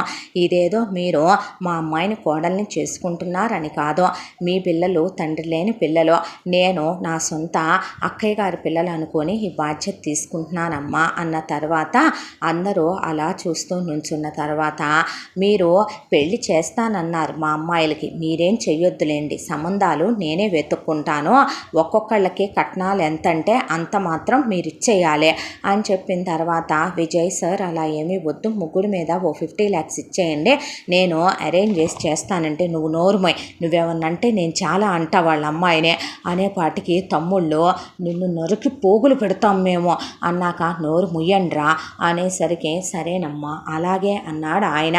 అన్న తర్వాత వాళ్ళని పంపించిన తర్వాత అన్నయ్య అంత మంచోళ్ళం కాదమ్మా, మేము ముక్కలు ముక్కలుగా నరికేస్తాం నిన్ను వెధవేషాలు వేసావంటే అన్నాక ముందు ఆయన ఇద్దరు కొడుకులకి చాలా పెద్ద ఆయనకి తెలిసిన వాళ్ళు ఉన్నారు బోల్డన్ని సెక్టారుల్లో, ఫార్మాలిటీకి ఎగ్జామ్ రాయించి విజయ్ తమ్ముళ్ళకి బోలెడంత వెనకాల నుంచి డబ్బు పెట్టి పెద్ద పెద్ద పోస్టులు వేయించాడు ఉద్యోగాలు. అసలు వాళ్ళ ఆనందాలకు అవధులు లేవు, పై డబ్బులు బాగా వచ్చే పోస్టులు అయ్యే, దాంతో అన్న కాళ్ళ మీద పడిపోయే వాళ్ళ ఆనందానికి అవధులు లేక ఉద్యోగాలు జాయిన్ అయిపోయారు తమ్ముళ్ళు. ఆ తర్వాత వాళ్ళిద్దరికీ చెరో కారు కొనిచ్చాడు విజయ్ మామగారు. విజయ్ వద్దు వద్దు అంటే ఆయనేమో వింటలేదు. ఇందుకే నేను తన పెళ్లి చేసుకుంటున్నట్టు అయిపోద్ది సార్ అంటే నువ్వేం మాట్లాడకంటున్నామా అన్నారు కాబోయే అత్త మామలు. మామయ్య అని పిలువయ్యా అంటే అది కాదు సార్ పిలవమంటున్నామా అని వాళ్ళు మామయ్య అత్తయ్య అని పిలిపించుకుంటూ అనిత బావగారు అనేపాటికి షాక్ అయి ఎవరినని గుండ్రంగా చూశాడు విజయ్. మిమ్మల్ని విజయ్ బావగారు అనేపాటికి చెప్పండి మేడం, మేడం కాదు అనిత అంటే చెప్పండి అనిత అన్నాక జానకి పేరు పెట్టి పిలవమంటున్నానుగా అంటే పర్లేదు పర్లేదు పర్లేదు పర్లేదు అంటూ విజయ్ అసలు తీసుకోలేకపోతున్నాడు. ఎంత దాంట్లో జానకి క్లోజ్ అవ్వాలని విజయ్ గుండె తప్పించిపోతుంది. ఆ అమ్మాయిని బండి మీద ఎక్కించుకోవటం, ఆ అమ్మాయి పువ్వులు తెచ్చివ్వటం, ఆ అమ్మాయిని గుడికి తీసుకెళ్ళటం, ఆ అమ్మాయి ముఖాన్ని బొట్టు పెట్టుకోవటం, ఆ అమ్మాయికి ఏదైనా నోట్లో పెట్టి తినిపించటం, ఆ అమ్మాయి చుట్టూ తిరగటం, ఆ అమ్మాయిని నార్మల్ మనిషిని చేసుకోవాలని తప్పించిపోతుంది విజయ్ గుండె. ఈలోపు ప్రభావతి ముగ్గురు కూతుళ్ళకి 3 సంబంధాలు ఎందుకని చెప్పి ఒకే ఇంట్లో ఉన్న 3 అన్నదమ్ముల సంబంధం వెతికి తెచ్చుకుంది. ముగ్గురికి గవర్నమెంట్ ఉద్యోగాలు, వెనకాల ముగ్గురు మీద 10 ఎకరాల పొలం ఉంది. అబ్బాయి వాళ్ళకి 2 అక్కలు కూడా ఉన్నారు. అమ్మా నాన్న పల్లెటూరులో ఉంటారు, వ్యవసాయం చేస్తున్నారు, బోల్డ్ అంత పాడి కూడా ఉంది వాళ్ళకి. తనే వెతికి వెతికి తెచ్చుకుంది ప్రభావతి ఆ సంబంధాన్ని. ముగ్గురు కూతుళ్ళకి పెళ్లి సంబంధాలు కుదిరినాయి అని రాజేంద్రని పిలిచి ఒక్కొక్కళ్ళకి 50 తులాల బంగారం, 50 లక్షల క్యాష్, అల్లుళ్ళకి వాళ్ళకి బంగారం పెట్టాలి, అత్తగారికి వాళ్ళకి లాంఛనాలు పంపించాలి, పెళ్లి గ్రాండ్గా చేయాలి, ఫోటోషూట్ల దగ్గర నుంచి హనీమూన్ టికెట్ల వరకు మొత్తం మీదే ఖర్చు, అమ్మాయి వాళ్ళకి సామాన్లు ఇవ్వాలి, వెండి కొనివ్వాలి, దాంతోపాటు ఇక ఆడపడుచు లాంఛనాలు కూడా మీరే జరపాలంటే సరే అని ఆయన అనేసరికి సార్ మీరు ఏం చేస్తున్నారో మీకు అర్థమవుతుందా అన్నాడు విజయ్. నువ్వేం మాట్లాడకు బాబు అని ఆయన అన్నీ ఇచ్చి విజయ్ చెల్లెళ్ళకి పెళ్ళిళ్ళు చేసి పంపిస్తే హనీమూన్లో కూడా వెళ్ళొచ్చే వాళ్ళు వేరు కాపురాలే కాబట్టి వెళ్ళి కాపురాలు పెట్టుకొని అలా మొగుళ్ళతో సెటిల్ అయిపోయారు. ఆ తర్వాత నా మేనగోడళ్ళనే మీరు పెళ్లి చేసుకోవాలి అని ప్రభావతికి ఒక అన్నయ్య ఉన్నాడు. ఆ అన్నయ్యకి 2 కూతుళ్ళు ఉన్నారు. చిన్న కొడుకులు ఇద్దరికీ చెప్తే వాళ్ళేమీ పిచ్చోళ్ళు కాదు, చిన్నప్పటి నుంచే ఆ అమ్మాయిలంటే చూడటానికి బాగుంటారు, వీళ్ళకి ఇష్టం. దానికి తోడు పెళ్ళాలు చదువుకున్నారు, ఏదో ఒకటి పెట్టించవచ్చు. ఒకదానికి బ్యూటీ పిచ్చి, దాన్ని ఏ బ్యూటీ పార్లరో పెట్టించవచ్చు, ఒకదానికి బట్టలు బట్టలు పిచ్చి దాంతో ఏ బొట్టిక్కో పెట్టించవచ్చు. దానికి తోడు విజయ్ వాళ్ళ మేనమామకి ఒక 20 ఎకరాల పొలం ఉంది. రేపు పొయ్యాక చెరో 10 కూతుళ్ళకే పెడతాడు. చేసేది చిన్నదే అయినా ఒక గవర్నమెంట్ ఉద్యోగం. పై డబ్బులు బాగానే పిక్కాడు మామ. స్థలాలై బాగానే కొన్నాడు. బంగారం అది బాగానే పెడతారు. ఎన్నాళ్ళు వీళ్ళ కొంపకు వీళ్ళు దరిద్రంలో ఉన్నారని ప్రభావతి మొహం చుట్టానికి కూడా రాలేదు. ఇప్పుడు కాస్త వీళ్ళు ఫైల్లో ఉన్నారనే పాటి కూతుళ్ళని ఇవ్వటానికి ఆశగా ఉన్నాడని, దానికి తోడు చిన్నప్పటి నుంచి మరదళ్ళు బాగుంటారని ఒక ఇష్టం, చేసుకుంటామని క్యాలిక్యులేషన్తోనే విజయ్ తమ్ముళ్ళు వాళ్ళని చేసేసుకున్నారు. అలా అందరి బాధ్యతలు అయిపోయిన తర్వాత విజయ్కి జానకికి గ్రాండ్గా ఎంగేజ్మెంటు, ఆ తర్వాత పెళ్ళి అయిపోయిన తర్వాత ఇక ఫస్ట్ నైట్ ఏర్పాటు చేశారు. ఫస్ట్ నైట్ ఏర్పాటు చేశాక గదిలోకి పాల గ్లాస్ తీసుకొని దేవతల అప్సరసల జానకి వచ్చింది. వచ్చిన తర్వాత పాల గ్లాస్ పక్కన పెట్టి జానకి చేయి పట్టుకొని విజయ్ కూర్చోబెట్టాడు. కూర్చోబెట్టిన తర్వాత నేను ఇప్పుడే, నాకు తెలుసు మీరు రెడీగా లేరని, మీరు అనొద్దు ప్లీజ్, నువ్వు అని పిలవ్వా అన్నాక, సరే ఇప్పుడు నువ్వు నా భార్యవి కదా, అలాగే జానకి అన్న తర్వాత, సరే ముట్టుకోకూడదు కానీ నేను దగ్గరికి తీసుకోవచ్చు కదా అని ఆ అమ్మాయి నుదుటిన ముద్దు పెట్టి, చేతుల మీద ముద్దు పెట్టి, ఆ అమ్మాయి పాదాలు పట్టుకొని తనే కాళ్ళు పైకి పెట్టి పడుకోమని ఆ అమ్మాయి మీద చెయ్యేసుకొని దగ్గరికి తీసుకొని గుండెల మీద పడుకోబెట్టుకున్నాడు విజయ్. ఎలాగైనా భార్య మనసులో తన స్థానం సుస్థిరం చేసుకోవాలని, అత్తమామలకి తను కొడుకు అవ్వాలని, ఆ అబ్బాయికి అసలు ఇదంతా నిజమా కాదా అని గిల్లుకొని చెయ్యంతా ఎర్రబడిపోతుంది విజయ్కి. ఆ తర్వాత నెక్స్ట్ హనీమూన్కి కూడా వెళ్ళి రమ్మన్న, హనీమూన్లో కూడా వీళ్ళు అలాగే ఉన్నారు. విజయ్ రోజు క్లోజ్ అవ్వాలని, అమ్మాయితో చాలా దగ్గర అవ్వాలని ట్రై చేస్తున్న జానకి ఇంకా కాస్త గడిచిపోయిన పాత విషయాలు తలుచుకుంటూ బాధపడుతోందని అర్థమయ్యి ఆ అమ్మాయిని ఒత్తిడి చేయటం లేదు విజయ్. ఆ తర్వాత తిరిగి వచ్చాక విజయ్ చెల్లెళ్ళు అత్తారేళ్ళకి వెళ్ళిపోయి, విజయ్ తమ్ముళ్ళ భార్యలు చాలా తెలివైన వాళ్ళు, విజయ్ తమ్ముళ్ళలాగా క్యాలిక్యులేటెడ్ పర్సన్స్. బావగారు అక్క ఎంత బాగుందో అని ఆ అమ్మాయి వాళ్ళకు కూడా ఒకవైపున జానకి వాళ్ళ నాన్న చెరుకు నగల సెట్ గిఫ్ట్గా ఇస్తే వాళ్ళు నోరెళ్ళబెట్టేశారు. మా ఆడపిల్లలాగే అమ్మ మీరు కూడా తీసుకోండి అంది సుగుణ. అలాగేనని కాళ్ళకి వంగి దండాలు పెట్టి, పెళ్లిలో కూడా అత్తయ్య గారు ఆశీర్వాదాలు తీసుకోమంటే ఆమెదే ఉందలేండి, మా మామయ్య పోయాడుగా మీరు ఇవ్వండి చాలని విజయ్ తమ్ముళ్ళు కూడా వదినతో మంచిగా ఉండండి అన్నాక, అక్క నువ్వు చాలా అందంగా ఉంటావని, అక్క నీ చీరలు బాగుంటాయని, అక్క నీ గొంతు బాగుంటుందని, అక్క నువ్వు డాన్స్ చేస్తావంటగానే వాళ్ళు బాగా కలిసిపోయి వాళ్ళు బాగా క్లోజ్గా ఉండటం మొదలుపెట్టారు తోటి కోడలతో. ఆ తర్వాత వాళ్ళు ఉండేది వేరు కాపురాలే కాబట్టి వాళ్ళు వెళ్ళిపోతూ విజయ్ తమ్ముళ్ళు అన్న వదినతో క్లోజ్గా ఉండో, ఏం బాగుంటాయి అన్న వదిన ముందు అప్సరస లాంటి అమ్మాయి భార్యగా దొరికిందే. ఆవిడకి రోజు కూర్చోబెట్టి పువ్వులతో పూజ చేసినా తక్కువే, రొమాంటిక్గా ఉండు, దగ్గరికి తీసుకో, క్లోజ్ అవ్వు, నీకు డబ్బులు ఉన్నాయి, ఇప్పుడు డబ్బులు లేనోడివేమీ కాదు, నువ్వు వెంటనే పిల్లల్ని ప్లాన్ చేసుకో, బాండింగ్ ఉండాలన్నా ఎఫెక్షన్ ఉండాలి, ఫ్యామిలీ ఏర్పాటు చేసుకోరా, నువ్వు మామూలు అయ్యేలా చేసుకోరా వదిన్నే అన్న, ప్రతి ఒక్కళ్ళకి ఫీలింగ్స్ ఉంటాయి, నువ్వు ముందు ఆ బాధలో నుంచి తన బయటకు తీసుకొచ్చి క్లోజ్ అవ్వన్నా అని ఎక్కడైనా పెద్దోళ్ళు చెప్పాలి. తమ్ముళ్ళు విజయ్కి ఎదురు చెప్పి వెళ్ళారు. ఆ తర్వాత విజయ్ వాళ్ళ మామగారు అత్తగారు, బాబు ఇదిగోయ్యా ఈ ఇల్లు కొన్నాం, గృహప్రవేశం చేసుకొని వెళుతురుగానంటే, నేను మీతోనే ఉంటాను మామగారు అంటే, వద్దు నాన్న మీకు కొత్తగా పెళ్ళయిందే, మీకు ప్రైవసీ కావాలి కదో, అందుకే అమ్మ నువ్వు జానకి ఉందరుగానే, అమ్మ ఎందుకు నెలకు 10,000 పంపిస్తే అమ్మ ఇప్పుడు ఇండే ఇంట్లోనే ఉంటుందిగా, పోనీ ఒక 20,000 ఇస్తానులే అన్నాడు విజయ్. అంటే తప్పు కదో, అమ్మని అలా వదిలేయచ్చా, నాన్న లేనప్పుడు అలా అనకూడదయ్యా, జానకి అమ్మని బాగా చూసుకుంటుంది, జానకి గురించి నీకు తెలియదా, మా అమ్మ గురించి మీకు తెలియదు అనుకున్నాడు విజయ్. అనుకున్న తర్వాత ఇల్లు అన్నామంటే ఏ వెళ్ళానో అనుకున్నాడు విజయ్. వెళ్ళి గృహప్రవేశ వేడుకలకి చూసేపాటికి నోట్లోంచి మాట రాలా. ఓ ప్యాలెస్సే కొని దానికి జానకి విజయ్ నిలయం అని పేరు పెట్టారు.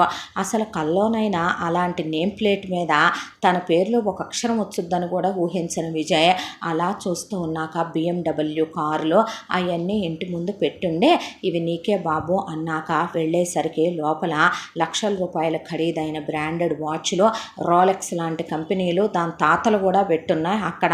విజయ్కి సూట్లు, విజయ్కి బూట్లు, ఒకవైపున అన్నీ సర్దేసి ఉన్న తర్వాత అసలు ఏడుపు వచ్చేసి జానకిని పట్టుకొని ఒళ్ళో పడి ఏడ్చేశాడు విజయ్. ఏమైందంటే ఏమీ లేదు అనేసి అలా మంచం మీద నుంచి నేల మీద కూర్చొని జానకి పాదాలు తన ఒళ్ళో పెట్టుకొని ఏ జన్మలో ఏ పుణ్యం చేసుకుంటే నా బతుకు ఒకరోజు పచ్చడి మెతుకులకు కూడా గతిలేని నా జీవితం ఇలా మారిపోయిందో జానకి అంటే, చచ్చా ఏం మాటలవి అంది జానకి. అన్న తర్వాత విజయ్ తమ్ముళ్ళు, అన్న పద నువ్వు ముందు అమ్మ దగ్గరికనే వేషాలు పిచ్చి పిచ్చి వేషాలు వేయకుండా పద్ధతిగా అన్నయ్య వాళ్ళ ఇంట్లో ఉండమన్నారంట. ఉండు, నీ బతుక్కి ఏసీ రూమే ఎక్కువ, నీ బతుక్కి పని వాళ్ళు ఉంటారు అక్కడ, నీ బతుక్కి నచ్చింది తినొచ్చు అక్కడ. నువ్వు అత్తయ్య ఆ అమ్మాయిని మమ్మల్ని అన్నట్టు ఏమైనా అన్నావంటే కోడళ్ళం కాదు మేనగోడళ్ళం, నీ పళ్ళు రాలగొడతాం అక్కనేమైనా అన్నట్టుంటే, నీ కూతుళ్ళకి మొహం పగిలిపోద్దన్నారు మిగతా కోడళ్ళిద్దరూ.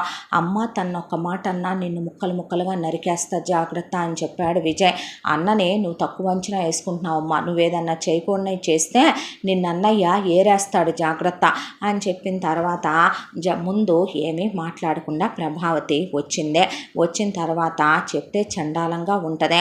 ఒకవైపున ఆ అబ్బాయి ఏమో భార్య క్లోజ్ అవ్వాలనే ఒకవైపున తప్పించిపోతున్నాడు. ఎక్కడికి వెళ్ళినా పెళ్ళాన్ని వెంట పెట్టుకునే వెళ్తాడు విజయ్. సందట్లో సడేమియా అనే ప్రభావతి ఇల్లంతా సీసీ కెమెరాలు వాళ్ళు పని వాళ్ళ కోసం పెట్టిస్తే కోడలు డ్రెస్సింగ్ టేబుల్ మీద ఉంగరమో వాచో, ఒకవేళ ఆ అమ్మాయి ఏదైనా గాజో మర్చిపోతే కాజేసుకెళ్ళి కూతుళ్ళకి ఇవ్వటం, ఇంట్లో నుంచి జీడిపప్పులు బాదం పప్పులు పిస్తా పప్పులు లాంటి కాజేసుకొని ఇవ్వటం, పని వాళ్ళ చేత కాళ్ళొత్తండి అంటాం, చిటికిన వేలు చివరన దురదబుడుతుంది వచ్చి గీకెళ్ళమని చెప్పటం, వాళ్ళు ఒకవైపున కింద నుంచి పైకి చూడటం, ఏంటే అలా చూస్తున్నారంటే తెల్లెంట్రికి వచ్చింది ఇక్కడ పీకుదురుగాని రండి అంటాం. అసలు ఇలా బాగా ఓవర్ చేయటం మొదలుపెట్టిందే. ఇంత దాంట్లో కూడా విజయ్ ఒక రోజున కాశ్మీరు బిజినెస్ పని మీద వెళ్ళాల్సి వచ్చిందని జానకిని కూడా తీసుకెళ్ళి బయట స్నో రెయిన్ పడుతుంది జానకి తడుద్దామని చెప్పి నా జాను అని పెళ్ళాన్ని ముద్దు పెట్టుకొని దగ్గరికి తీసుకొని తడిచి ఆ అమ్మాయికి రావాల్సిందే విజయ్కి వచ్చేసింది జ్వరం. దాంతో ఆ అమ్మాయి పక్కనే ఉండి ట్యాబ్లెట్లు వేసే నుదురు మీద క్లాత్ వేస్తూ ఉంటే ఆ చలికి ఆ అమ్మాయిని దగ్గరికి తీసుకున్నాడు. ఫీలింగ్స్ వచ్చినాయి, ఇంకా దగ్గరికి తీసుకుని ఆ అమ్మాయితో క్లోజ్ అయ్యాడు. స్వర్గం అంటే ఎలా ఉంటుందా అనిపించేసింది విజయ్కి. బ్రహ్మచారి బతుక్కి ఇప్పుడు దాకా కనీసం ఒక ఆడపిల్ల తన ఫ్యామిలీని చూసి తనకున్న రెస్పాన్సిబిలిటీస్ని చూసి ఐ లవ్ యూ చెప్పింది కూడా లేదు. పెళ్ళాం ఎంత అందంగా ఉందే, అప్సరసలా ఉందే, దానికి తోడు పెళ్ళాం చాలా క్లోజ్గా తనని దగ్గరికి తీసుకుందే. అంటే గతాన్ని మర్చిపోయి తనని వెల్కమ్ చేసింది తన లైఫ్లో. కానీ పగలు రాత్రి తేడా తెలియకుండా ఆ అమ్మాయితో క్లోజ్ అయ్యి ఇంటిమేటెడ్గా ఉంటూ చాలా హ్యాపీగా ఉండే. ఆ అన్ని రోజులు కూడా సంతోషంగా 4 రోజులు అన్నోడు అల్లుడు 4 రోజులు ఉన్నాడు అన్నప్పుడు రాజేంద్రకి సుగుణకి అర్థమై వాళ్ళు డిస్టర్బ్ చేయలే. అక్క లైఫ్ హ్యాపీగా ఉందని అనిత కూడా హ్యాపీ ఫీల్ అయ్యాక విజయ్ తిరిగి వచ్చాక కూడా జానకిని ఒక్క క్షణం వదలడం. పెళ్ళాం పిచ్చోడనే ఆల్రెడీ అనుకోవటం కూడా మొదలైపోయిందే. అంతసేటిన పెళ్ళాంతో 24 గంటలు కలవకూడదురా, రోగాలు వస్తాయి అనే ప్రభావతి అంటే, నువ్వు నాన్నతో చేయించుకోకుండానే మేము 6గురం పుట్టాంగమ్మ అనే పాటికి జానకి అక్కడి నుంచి ఏం మాట్లాడకుండా వెళ్ళిపోయిందే. పొద్దున్నే లేవంగానే ఆ అమ్మాయిని పొద్దున్నే ఫ్రెష్గా కలిస్తే బాగుంటుందంట తెలుసా అంటే అనేదే. అన్నాక ఆ అమ్మాయిని దగ్గరికి తీసుకోవటం, మధ్యాహ్నం లంచ్కి వచ్చి ఆ అమ్మాయిని దగ్గరికి తీసుకోవటం, ఈవినింగ్ రోజు బయటికి తీసుకెళ్ళటం, నోట్లో తినిపించడం, ఆ అమ్మాయి పాదాలు ముద్దు పెట్టుకోవటం, నడుము ముద్దు పెట్టుకోవటం, కలిసి స్నానం చేద్దామంటాం, కలిసి పార్లర్కి వెళ్దామంటాం, ట్రిప్పులు తీసుకెళ్ళటం, షాపింగ్ అంటాం, అత్తారింటికి తీసుకెళ్ళి అక్కడ కూడా అమ్మాయిని వదలకుండా క్లోజ్గా చూసుకోవటం, అత్త మామ మరదలు కూడా చూసి అక్క జీవితం బాగుందని ఆ అమ్మాయి పెద్ద కూతురు అల్లుడు కలిశారని వాళ్ళు సంతోషపడ్డారు. ఆ తర్వాత వెంటనే పిల్లలొద్దు జాను కొన్ని రోజులు ఆపుకుందాం అంటే ఆ అమ్మాయి నవ్వి అలాగేలే అందే. ఎవరైనా భర్త పట్ల విముఖతగా ఉండే భార్యలో లేదంటే చేయిది అవతలబా, నీ బతుక్కి నేను రావటమే అదృష్టంరా, నేను చేసుకోబట్టి నీ బతుక్కి నీ దశ తిరిగిపోయిందంటే ఆ భర్త నిజంగానే ఏదైనా అనుకోవచ్చు. జానకి అబ్బాయిని పూర్తి భర్తగా స్వీకరించి చాలా క్లోజ్గా ఉంటుంది, చాలా రొమాంటిక్గా ఉంటుంది. రోజుకి 50,000 25,000 సూట్లు వేసుకొని లక్షల రూపాయలు వాచ్లు పెట్టుకొని కూలింగ్ గ్లాసులు పెట్టుకొని BMWలు రోల్స్ రాయ్స్ లాంటి కారుల్లో వెళుతూ ఉంటాడు విజయ్. అసలు ఆ అబ్బాయి ఊహించనంత ఆ పెద్ద బిజినెస్లన్నీ వాళ్ళై తనే చూసుకుంటూ ఉంటాడు మామగారితో పాటు. మామగారు కూడా కొత్తగా పెళ్ళయింది, అల్లుడు కూతురు బాగుంటున్నారని ఆయన అనారోగ్యం కూడా కాస్త కుదుటపడి ఈ మధ్య యాక్టివ్గా ఉంటున్నాడు ఆయన. ఇక ఇలా ప్రశాంత పడ్డారు. ప్రశాంత పడితే ప్రభావతిలో నుంచి లేఖి గుణాలన్నీ బయటకు వచ్చినాయి అని కోడళ్ళు ఒక రోజున వచ్చి చూసేపాటికి సీసీ కెమెరాల్లో ఇలా అత్త దొంగతనాలు చేయటాలు అవన్నీ చూసి ఒకవైపున ఇక పని వాళ్ళని పిలిచి అడిగారు విజయ్ తమ్ముడు భార్యలో, అమ్మ ఇలా జీడిపప్పులు బాదం పప్పులు దొంగతనంగా తీసుకెళ్ళి కూతుళ్ళకి ఇస్తున్నారంటే నీకు సిగ్గుందా అమ్మ? ఇలాంటి లేఖి ఆశాలు వేస్తావా? ఎక్కడికి పోతాయి నీ చీప్ బుద్ధులు? నువ్వును పచ్చళ్ళు పిసుక్కొని తిన్న బతుకులు కదో, ఇలాంటి లేఖి ఆశాలు వేయొచ్చా? అలా దొంగతనాలు చేయొచ్చా? ఏమనుకుంటారమ్మా అంటే జానకి ఇవన్నీ అత్త చేస్తోందని తెలిసిన అమ్మాయి ఏమీ అనేది కాదు. తోడుకోడళ్ళు మరుదులు వచ్చినప్పుడు చాలా మంచిగా చూసుకొని పంపించేది వాళ్ళనే. వెధవేషాలు వేయొద్దని వాళ్ళు చెప్పెళ్ళారు. ఆ తర్వాత ప్రభావతి కూతుళ్ళు కలిసి జానకిని వీళ్ళ అసలు బుద్ధులు లేఖి బుద్ధులు బయటికి రావాలి కదా, ఆ అమ్మాయి పూజ చేసుకుంటుంటే ఆ అమ్మాయిని అవునులే విధవ్వి గదవే, ఈసారి వీడు కూడా పోతాడేమోనని పూజలు చేసుకుంటున్నావా అని ఒకవైపున ఆ అమ్మాయిని ఉప్పు కారాలు తింటున్నావా, వాడు రోజు ఒంటి మీద చేయేస్తున్నాడుగా, అసలు వాడిని గదిలో నుంచి ఇది బయటికి రానియట్లేదే, పొద్దస్తమానం వాడు పడకటింటి కాపురమే, దీని బాబు ఇంత కట్నాలిచ్చి ఇంత డబ్బులు ఇచ్చింది ఎందుకు అనుకుంటున్నా, దీంతో షిఫ్ట్లు వైజ్గా వాడు కాపురం చేయటానికే, అవునే వెధవం ఉండవే, వాడు నీ ఒంటి మీద బాగానే చెయ్యేశాడా, బాగానే నలిగే వచ్చినట్టున్నావు, 3 నెలలంటే వాడి దగ్గర పీరియడ్ టైమ్స్లో కూడా కలిసావా అని ఒకవైపున ప్రభావతి కూతుళ్ళు అడగటం. ఆ అమ్మాయి కళ్ళల్లో నీళ్లు తెచ్చుకొని ఏం మాట్లాడేది కాదు. జానకి మనస్తత్వం మెతక. వాళ్ళ అమ్మ నాన్న చెల్లెలు వచ్చినప్పుడు తెగ యాక్ట్ చేసేవాళ్ళు వీళ్ళు, చెప్తే వాళ్ళు బాధపడతారని చెప్పేది కాదు. విజయ్కి కోపం ఎక్కువ అని తెలుసు, దాంతో విజయ్తోనూ అనేది కాదు, చుట్టుపక్కల వాళ్ళకి చెప్పుకునేది కాదు, పని వాళ్ళు చెప్తే ఊరుకోదని జానకి వాళ్ళు అనేవాళ్ళు కాదు.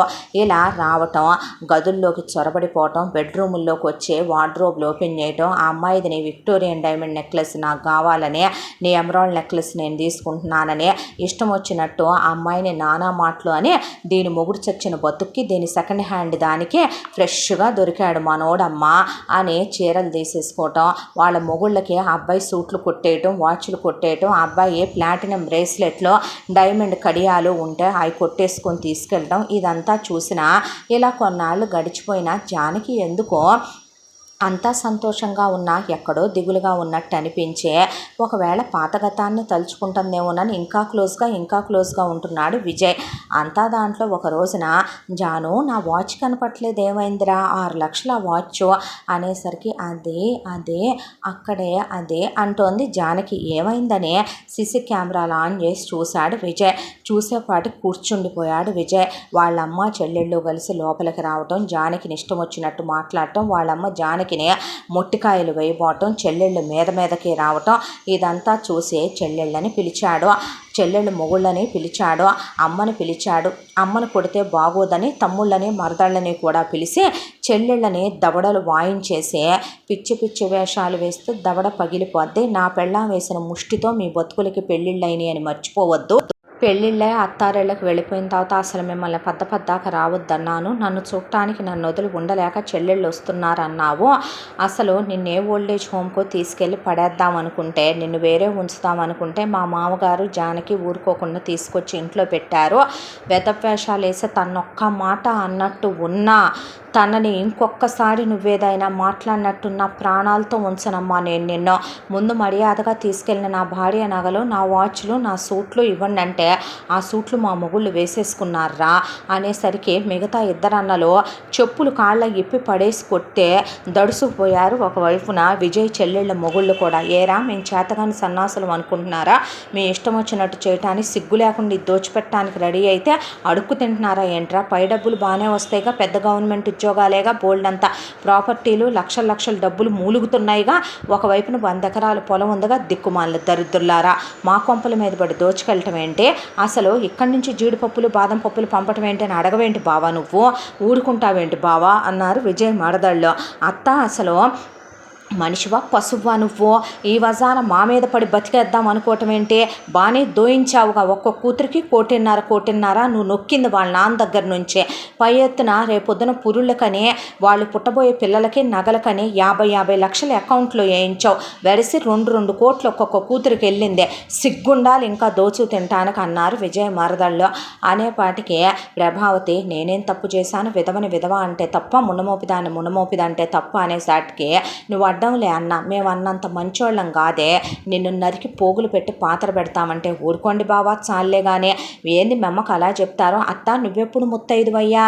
బతికున్నంతకాలం మావన అన్నం తిన్నీలా, నీళ్లు తాగనీలా, ప్రశాంతంగా ఆయన పడుకోనేలా జలగలాగా రక్తం పీల్చి ఆయన్ని పైలోకానికి పంపించావు.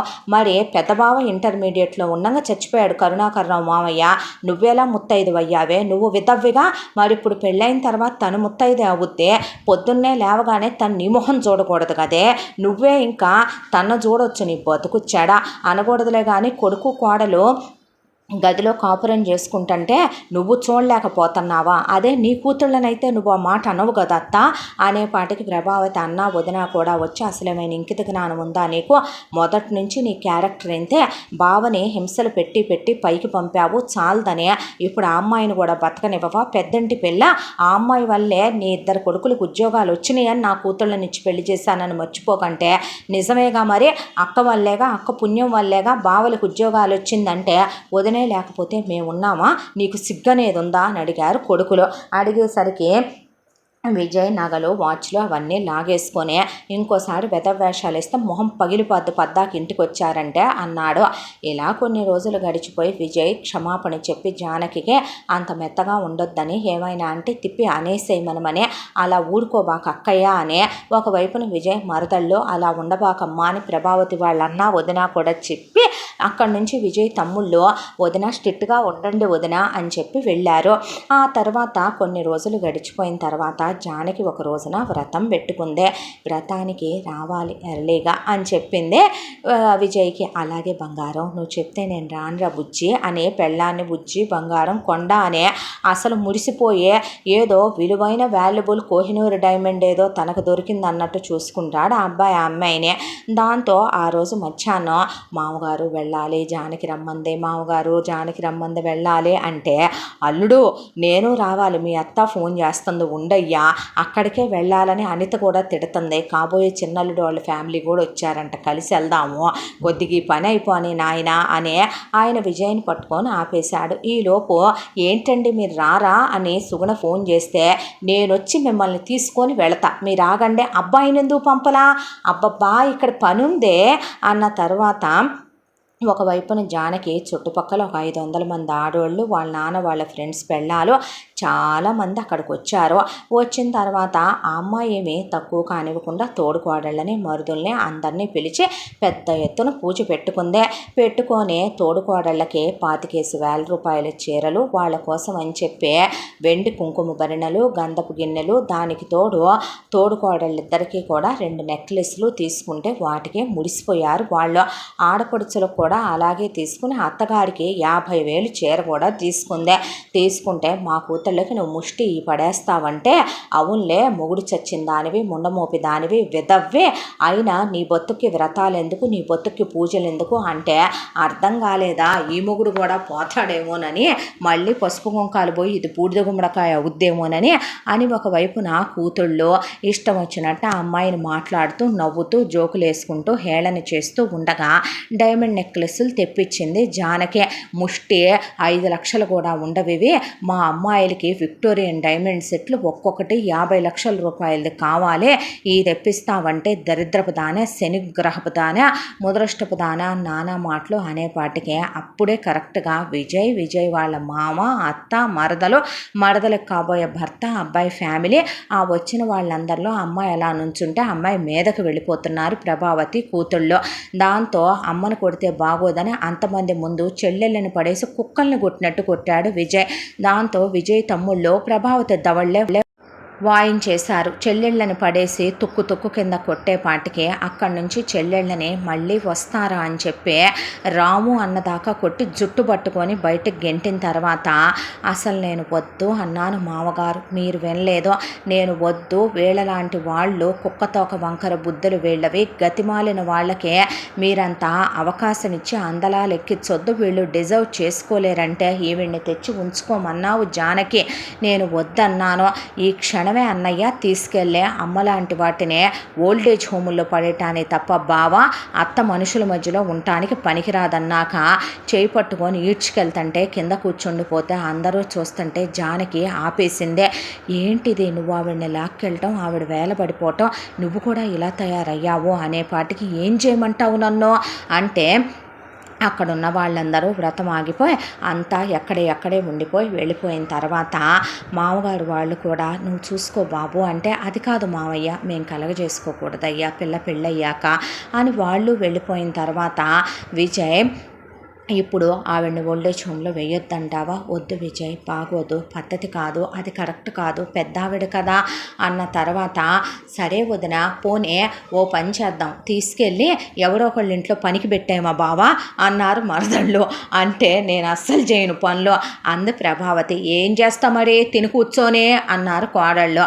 అనేసరికి సరేరా, అలాగైతే ఆవిడ్ని పంపించడం మావయ్య గారి వాళ్ళకి నచ్చదు, నువ్వు వద్దంటావు, ఎందుకంటే నీకు పాపం దయా దాక్షిణ్యాలు ఎక్కువ కాబట్టే. ఆర్ఫన్లలో చాలామందికి నువ్వు డొనేషన్లు ఇస్తావు, చాలామంది చిన్నపిల్లలకు ఆపరేషన్లు చేయిస్తావు, చాలా మంచి పనులు చేస్తావు, ఇప్పుడు ఈ అనాథను కూడా పోషించాలంటావు. సరే, ఈవిడ ఉండే చోట నువ్వు ఇలాంటి మాటలు పడితే నేను తీసుకోలేను జానకి, ఆర్డరే అనుకుంటావో, నీ కాళ్ళు పట్టుకొని రిక్వెస్ట్ చేస్తున్నానని అనుకుంటావు, మనం అబ్రాడ్ వెళ్ళిపోదాం అనేసరికి అది కాదు, ఇంకేం మాట్లాడొద్దు అన్నాక ఉండు, ఇదే ఇంట్లో ఉండు, మా అత్తయ్య మామయ్య ప్రతి నెల నీ మొఖాన ఒక 10,000 20,000 పడేస్తారు, నువ్వు ఇక్కడే ఉండి నేను వెళ్ళిపోతున్నానని జానకిని తీసుకుని వెళ్ళిపోబోతున్న విజయ్కి సెండ్ ఆఫ్ ఇవ్వటానికి వచ్చిన తమ్ముళ్ళు పిల్లల్ని కనే అన్నయ్య, కొన్నాళ్ళు ప్రశాంతంగా ఉండండి మీరు అని చెప్పి వాళ్ళు వెళ్ళిపోయారు. ఆ తర్వాత విజయ్ తమ్ముళ్ళు విజయ్కి రోజు 2 రోజులకోసారి ఫోన్ చేసేవాళ్ళు అబ్రాడ్. అక్కడికి వెళ్ళాక ఇంకా ఎవరు లేరు కాబట్టి ఏదో మాట వరుసకు కెఫే పెట్టుకొని పెళ్ళాంతోనే ఉంటూ కాపురం చేసుకుంటూ హ్యాపీగా ఇలా 3 సంవత్సరాల కాపురం గడిచిపోయి జానకి ప్రెగ్నెంట్ అయ్యింది. ఆ విషయం చెప్తే చిన్నమ్మాయికి కూడా పెళ్లి కుదిరి ఎండి కూడా అయిపోయి హాస్పిటల్ కూడా రెడీ అయింది. హాస్పిటల్ ఓపెనింగ్ ఉంది. ఒకవైపున అమ్మాయికి సీమంతాలు కూడా చేసి పురుడు పొయ్యాలి కదయ్యా, చూడక 3 ఏళ్ళు అయింది, తీసుకురమ్మనమని అత్త మామ మరదలు అనేపాటికి సరే తీసుకొస్తాను, మీ దగ్గరికే వస్తా, మీ ఇంట్లోనే ఉంటా, డెలివరీ అయిన తర్వాత బేబీని తీసుకొని వెళ్తాను అన్నాక ఇంకా బిజినెస్ చూసుకుందుగా నల్లుడు, ఇక్కడే ఉండమంటే మీతోనే ఉంచుకునేటట్టయితేనే వస్తా నేను, మీరెల్లరికమని చిన్నల్లుడున్నాడు పెద్దల్లున్న అలా ఉంచుకోకూడదని మీరంటే నేను ఊరుకోను అన్నాక సరేలేరా అన్నారు అత్త మామలు. అన్న తర్వాత బయలుదేరి జానకిని తీసుకొని వచ్చిన తర్వాత తమ్ముడు భార్యలు కూడా వచ్చారు. వచ్చిన తర్వాత ఇక బాబు ఆ ఇంటి తాళాలని అక్కడ ఉన్న సూపర్వైజరు తీసుకొచ్చి ఇచ్చాడు. అదేంటి ఇంటి తాళాలు తెచ్చిచ్చారో, అక్కడున్న మా వియ్యపురాలు ఏమైంది అన్నాక 3 సంవత్సరాల క్రితమే వెళ్ళిపోయారుగా బాబు, ఎంతకాలంగా కూడా నేనే క్లీన్ చేస్తూ అక్కడున్నాను, మా అబ్బాయికి పెళ్లి కుదిరిందండి, నేను ఇంకా ఉద్యోగం మానేసి వెళ్ళిపోదామని మీకు తాళాలు తెచ్చిచ్చానన్నాడు అతను. అనేపాటికి ఎక్కడికి వెళ్ళింది వియ్యపురాలు అల్లుడు అంటే నాకు తెలియదు మామగారు, నేను వచ్చిన తర్వాత ఆవిడకి నేను ఫోన్ చేయలేదన్నాడు విజయ్. అన్న తర్వాత మిగతా విజయ్ తమ్ముళ్ళని అడిగితే ఏమో మావయ్య మేము కూడా ఫోన్ చేయలేదే ఇప్పుడు దాకా అంటే, మా నెంబరు మారిపోయింది, అన్నయ్యకే కొత్త నెంబర్ ఇచ్చుకున్నాం మేము అన్నారు వాళ్ళు. అన్న తర్వాత సరేనని ఎక్కడికి వెళ్ళారా అని చెప్పి కనుక్కొని వీళ్ళ మేనమామకి వాళ్ళకి ఫోన్ చేస్తే వాళ్ళకి ఎక్కడికి వెళ్ళిందో తెలియలేదు. దాంతో ఎవరో ఒకళ్ళు మీ అమ్మ మీ చెల్లెళ్ళ దగ్గరికి వెళ్తున్నానని చెప్పిందని చుట్టాల్లో చెప్పేసరికి సరేనని చెప్పి మరదళ్ళని ఇక్కడే ఉండమని విజయ్ ఇద్దరు తమ్ముళ్ళు కలిసి చెల్లెల అత్తారింటి దగ్గరికి వెళ్ళేపాటికే ఏమండి అంటే ఏందబ్బాయ్ అనేపాటికే మా అమ్మ మా చెల్లి వాళ్ళు అని గోడవైపు చూస్తే చెల్లెలు మొగుళ్ళు 3 ఫోటోలకి బొట్లు పెట్టి దండలేసి ఉన్నాయి. అలా నిలబడిపోయి ఎప్పుడు జరిగిందండి ఇదే అంటే, ఎప్పుడు జరిగేదేముంది, వీళ్ళు మైమరిచిపోయి పెళ్ళాలని తీసుకొని ట్రిప్పులకు పంపింది మీ అమ్మ. ట్రిప్పులకి వెళ్తే ఈ ఎదవలు వేరే బస్సులో ముగ్గురు ఎక్కి నీ చెల్లెళ్ళని వేరే బస్సులో ఎక్కిచ్చారు. ఎక్కిచ్చేసరికి నీ చెల్లెళ్ళు సేఫ్గా బతికి బాగానే ఉన్నాయి. ఆ ఎదవలు ఎక్కిన బస్సు లోయలో పడిపోయి పేలిపోయి నా ముగ్గురు కొడుకులు పోయి నా కడుపు కాలిపోయింది అంది విజయ్ వాళ్ళ చెల్లెలు అత్తగారు. మరి మా అమ్మ మా చెల్లెళ్ళు మీ అమ్మ ఇక్కడే ఉంటుందిగా 3 ఏళ్ల నుంచి, కూతుళ్ళను వదిలి వెళ్ళదంటలే మీ అమ్మ. అదిగో ఆ గేదెల దగ్గర పేడెత్తి పిడకలు కొడుతుంది అదే మీ అమ్మ అనేపాటికి 150 కేజీలు ఉండే మనిషి 50 కేజీల వెయిట్లోకి వచ్చేపాటికి అమ్మ అన్నారు కొడుకులు. ఒరే అనుకుంటూ పేడ చెయ్యి అలాగే పెట్టుకొని పరిగెత్తుకుంటూ వచ్చే కొడుకుల్ని పట్టుకొని బావురుమని ఏడిస్తే ఏంటిదంతా అని అడిగారు కొడుకులు. ఏంటిదంతా అంటారంటే, పెద్దోడా నీ నెంబర్ నాకు తెలియదయ్యా, ఫోన్ చేద్దామంటే ఎదవలకు ఫోన్ చేస్తే నాట్ రీచబుల్ వచ్చిందంటే నెంబర్ మార్చామన్న విషయం అప్పుడు గుర్తొచ్చింది తమ్ముళ్ళకే. గుర్తొచ్చి ఎలా జరిగిందంటే, నేనే చెల్లెళ్ళనే వాళ్ళ మొగుళ్ళతో కడుపులు చేయించుకోమని ట్రిప్పు పంపానయ్యా. ఈ వేరే బస్సు ఎక్కి బతికిపోయినాయి మన చెల్లెళ్ళు, ఆ ఎదవలు సచ్చారు. సచ్చిన తర్వాత చెల్లెళ్ళని తెచ్చేసుకుందామని చెప్పి ఇక్కడికి వచ్చానయ్యా. వచ్చేపాటికి పెద్ద చెల్లి కడుపులో ట్విన్స్, రెండో చెల్లికి మూడో చెల్లికి ఒక్కొక్కళ్ళు కడుపులో ఉన్నారు. ఉన్న తర్వాత చెల్లెళ్ళని విధవరాళ్ళు చేయించేశారయ్యా. చేయించిన తర్వాత నాకు చెల్లెళ్ళకు కూడా కలిపి గుండు కొట్టించేసింది వాటి అత్త. ఏ రోజైనా మీ నాన్న పోయాక ఆయన నన్ను ఇలా ఉండమన్నాడా అంటే అప్పుడు వాళ్ళమ్మ తల మీద ముసుగు తీసి చూస్తే నెత్తి మీద వెంట్రుకు ఉండవట్లేదురా, కోరికలు కలుగుతాయి నాకు, మీ చెల్లెలు మామ వైపు చూస్తాను, మీ చెల్లెలు అక్క మొగుళ్ళ వైపు చూస్తామని మమ్మల్ని ఇలా ఉంచుతున్నారయ్యా, గంజిలో ఉప్పుగోళ్ళు లేకుండా పోస్తున్నారయ్యా అనేపాటికి చెల్లెళ్ళు లేరమ్మా అంటే లోపలే ఉన్నారంటే, మా చెల్లెళ్ళని చూడాలంటే పవిత్రమైన ఆలోచనతో వెళ్ళాలి మీరంటే, చిచ్చి మేము అన్నలవండి అన్నాక లోపలికి వెళ్ళి డోర్ ఓపెన్ చేస్తే ఒక చీకటి గది. ఆ గదిలో మూలన ఒక చిన్న దీపం. ఆ దీపానికి అలా వెతుక్కుంటూ సెల్ ఫోన్లో లైట్లు వేశారు వీళ్ళు. వేసేపాటికి తెల్ల చీరలు, గుండ్లు, ఒకవైపున ముఖాన విభూది రేఖలు, చేతుల్లో వీణలు, పాటలు పాడుకుంటూ ముగ్గురు ఒకళ్ళ పక్కన ఒకళ్ళు కూర్చుంటే ఏమే అనేపాటికి అన్నయ్యా అనుకుంటూ వచ్చి ముగ్గురు కాళ్ళ మీద పడిపోయారు. ముగ్గురు పడిపోయిన తర్వాత ఏమే పెద్ద ముండ మోపిదానా, రెండో ముండ మోపిదానా, మూడో ముండ మోపిదానా, వెళ్ళి ఒక తంట్లుదో ఒకటి బట్టలు ఒకటి ఇల్లు ఉడవండి అన్నాక అక్కడే కూర్చున్న వాళ్ళకి మాట పలుకు రాక ఏంటమ్మా ఇదంతా అంటే, వాళ్ళు బయటికి పంపరంటయ్యా, ఇక్కడే ఉండాలంట, ఇక్కడ పోలీసులు రారు, ఎవడో న్యాయం చేయడు, ఈ ఊరి పెద్ద మనుషులే ఇక్కడ ఏదైనా మాట్లాడతారో, వాళ్ళే ఇలా తీర్పిచ్చారు అన్నాక అక్కడికి జానకి మిగతా ఇద్దరు కోడళ్ళు వియ్యంకుడు వియ్యపురాలోళ్ళు కూడా వచ్చి నోరు తెరుచుకున్నారు. ప్రభావతి అన్న వదిన కూడా ఇదేందే ప్రభా అనేపాటిగా అన్నయ్య అంటే, నువ్వు చేసిన మహాపాపాలే, పెద్ద కోడల్ని నువ్వన్న మాటలే తగిలినాయి నీ కూతుళ్ళకి అనేసరికి కూతుళ్ళ పులుపు అంతా దిగిపోయి వెళ్ళి పెద్ద కోడల కాళ్ళ మీద పడే, మాకు ఇప్పుడు తెలుస్తుంది వదిన, పెద్ద ముండ మోపిదానా, రెండో ముండ మోపిదానా, మూడో ముండ మోపిదానా అనే మా ఆడపడుచులు మా అత్త అంటున్నప్పుడు నిన్ను మేమన్న మాటలకి మాకు ఉసురు తగిలి మాకు దేవుడు ఇలాంటి శిక్ష వేసి ఒకేసారి మా ముగ్గురు మొగుళ్ళని దూరం చేశాడు.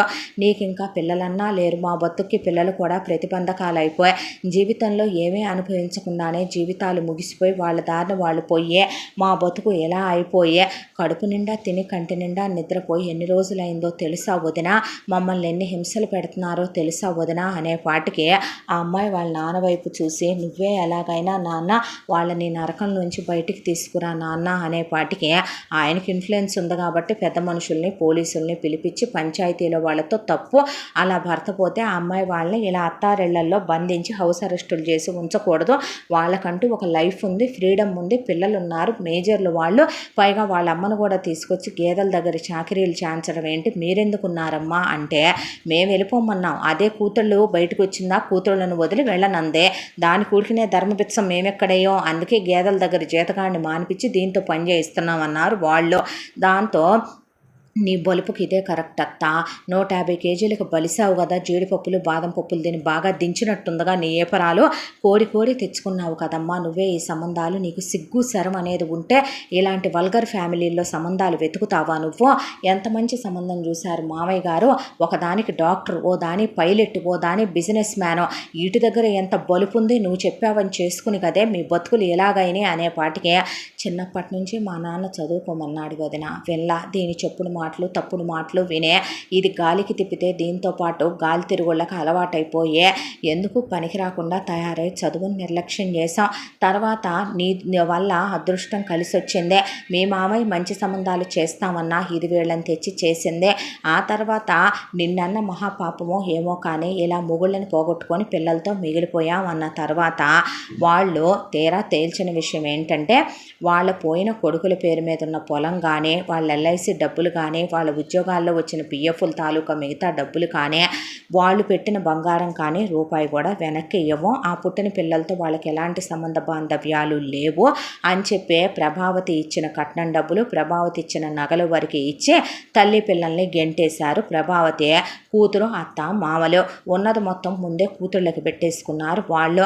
ఆ తర్వాత కూతుళ్ళని తీసుకొని వచ్చిన ప్రభావతికి తల దించుకొని వియ్యంకుడికి కోడలికి క్షమాపణ చెప్పే పెద్ద మహాపాపం చేశాను. నేను సరిగ్గా ఉండుంటే నా భర్తే నాతో ఉండేవాడేమో. ఆయన ఒక్కరోజున మనశ్శాంతిగా ఉండనివ్వలేదు. నా కూతుళ్ళని విధవలని నా వియ్యపురాలు నా కూతురు ఆడబిడ్డలు నానా మాటలు అంటున్నప్పుడు ఆ బాధ ఎలా ఉంటుందో నాకు తెలిసిందండి. బిడ్డలకి భర్తలు పోతే వాళ్ళని అలా చూస్తూ మనమెంత నలిగిపోతామో ఒక తల్లిగా నేను నలిగిపోయినప్పుడు నాకు ఆ బాధ తెలిసి వచ్చింది.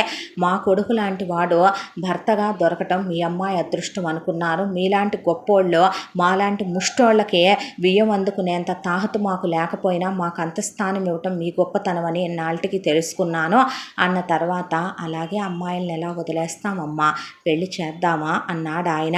మీ ఇష్టం అన్నయ్య గారు అని ఆయన కాళ్ళు పట్టుకొని కోడలు కాళ్ళు పట్టుకోబోతే జానకి లేవండి అత్తగారు అన్న తర్వాత ఇంకెప్పుడు అలా ఉండనమ్మా, నాకు బుద్ధి వచ్చిందని చిన్న కొడుకు కోడళ్ళు ఇప్పటికైనా సిగ్గు తెచ్చుకొని పద్ధతిగా ఏడవండే అని చెల్లెళ్ళకి తల్లికి చెప్పిన తర్వాత ఆయనే మళ్ళీ 3 సంబంధాలు చూశాడు. ఒక అబ్బాయికి పెళ్ళై భార్య పోయి 2 పిల్లలు.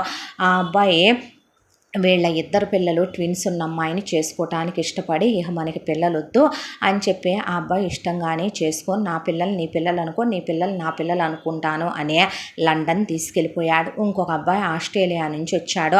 ఆ అబ్బాయికి డివోర్స్ అయినే. 2వ అమ్మాయిని బిడ్డతో సహా యాక్సెప్ట్ చేస్తాను, మనం ఒకళ్ళనే కందామని చెప్పి ఆ అబ్బాయి తీసుకెళ్ళిపోయాడు. ఇంకొక అబ్బాయి యూరప్. ఆ అబ్బాయికి పెళ్ళై డివోర్స్ అయింది. ఆ అబ్బాయికి ఒక కిడ్ ఉన్నాడు. నీకొకళ్ళు నాకొకళ్ళు ఉన్నారు. ఇక మనకి పిల్లలేం అక్కర్లేదని ఆ అబ్బాయి పెళ్లి చేసుకుని తీసుకెళ్ళిపోయి ఇండియా కూడా రాకుండా పద్ధతిగా కాపురాలు చేసుకోండి, ముక్కలు ముక్కలుగా నరికి పోగులు పెడతామని చెప్పారు విజయ్ తమ్ముళ్ళు. అలా చెల్లెళ్ళు వాళ్ళ మొగుళ్ళతో పిల్లలతో వెళ్ళిపోయే ఇక జానకి డెలివరీ అయ్యి ఒక బాబు పుట్టాక విజయ్ తమ్ముళ్ళిద్దరికీ కూడా ఇంతకాలంలో ఇద్దరిద్దరు పిల్లలు పుట్టేశారు కూడా. తర్వాత జానకి ఇంకో పాప పుట్టే అనితకు కూడా పెళ్ళైపోయి అనితకి 2 పిల్లలు పుట్టారు. ఆ తర్వాత విజయ ఆఫీస్కి వెళ్ళొస్తూ ప్రభావతి ఇక దైవ ధ్యానంలో మునిగిపోయింది. వైరాగ్యంలోకి వెళ్ళిపోయి గుళ్ళు గోపురాలు తీర్థయాత్రలను తిరుగుతూ మనవాళ్ళతో కాసేపు ఆడుకుంటూ కూతుళ్ళతో కొడుకులతో ఫోన్లు చేసి మాట్లాడుకుంటూ ఎక్కడ పూజలు భజనలు ఉన్నాయన్నా వెళ్ళి తిరిగొస్తూ సంసారపక్షమైన ఆడదానిలో ఒక అత్తగారిలా ఉంటూ అసలు జానకినే కాదు ఎవరిని ఏమీ అంటం మానేసిందే ప్రభావతి. ఆ తర్వాత విజయ్ ప్రేమలో జానకి ప్రపంచాన్నే మర్చిపోతూ తన బిడ్డలతో సంతోషంగా ఉంది. పెద్ద కూతురి జీవితం ఆనందంగా ఉంది, 2వ పిల్ల జీవితం ప్రశాంతంగా ఉంది అనే దాంతో ఇక రిటైర్మెంట్ తీసేసుకొని రాజేంద్ర మొత్తం వ్యాపారం వ్యవహారాలన్నీ విజయ్కి అప్పచెప్పి ఉన్న ఆస్తిలో సగం చిన్న కూతురికి సగం పెద్ద కూతురికి రాసి వ్యాపారం మొత్తం మాత్రం విజయ్కి అప్పచెప్పేయమన్నాడు చిన్న అల్లుడు కూడాను. వ్యాపారం అంతా విజయే చూసుకుంటూ వాళ్ళు రెస్ట్ ఆఫ్ లైఫ్ వీళ్ళని చూసుకుంటూ హ్యాపీగా ఈ కథ ఇలా సుఖాంతం అయ్యిందే. ఇంతటితో ఈ కథ పూర్తి. మళ్ళీ మరొక మంచి కథతో కలుసుకుందాం. తప్పకుండా మన ఛానల్ని లైక్ చేయండి, షేర్ చేయండి, సబ్స్క్రైబ్ చేయండి, బెల్ ఐకాన్ క్లిక్ చేసి ఆల్ అనే బటన్ని ప్రెస్ చేయడం మర్చిపోకండి. ఎంత మంచి కథను మనకు అందించిన కథా రచయిత్రి సాయి లలిత గారు. మరో మంచి కథతో కలుసుకుందాం. Thank you so much.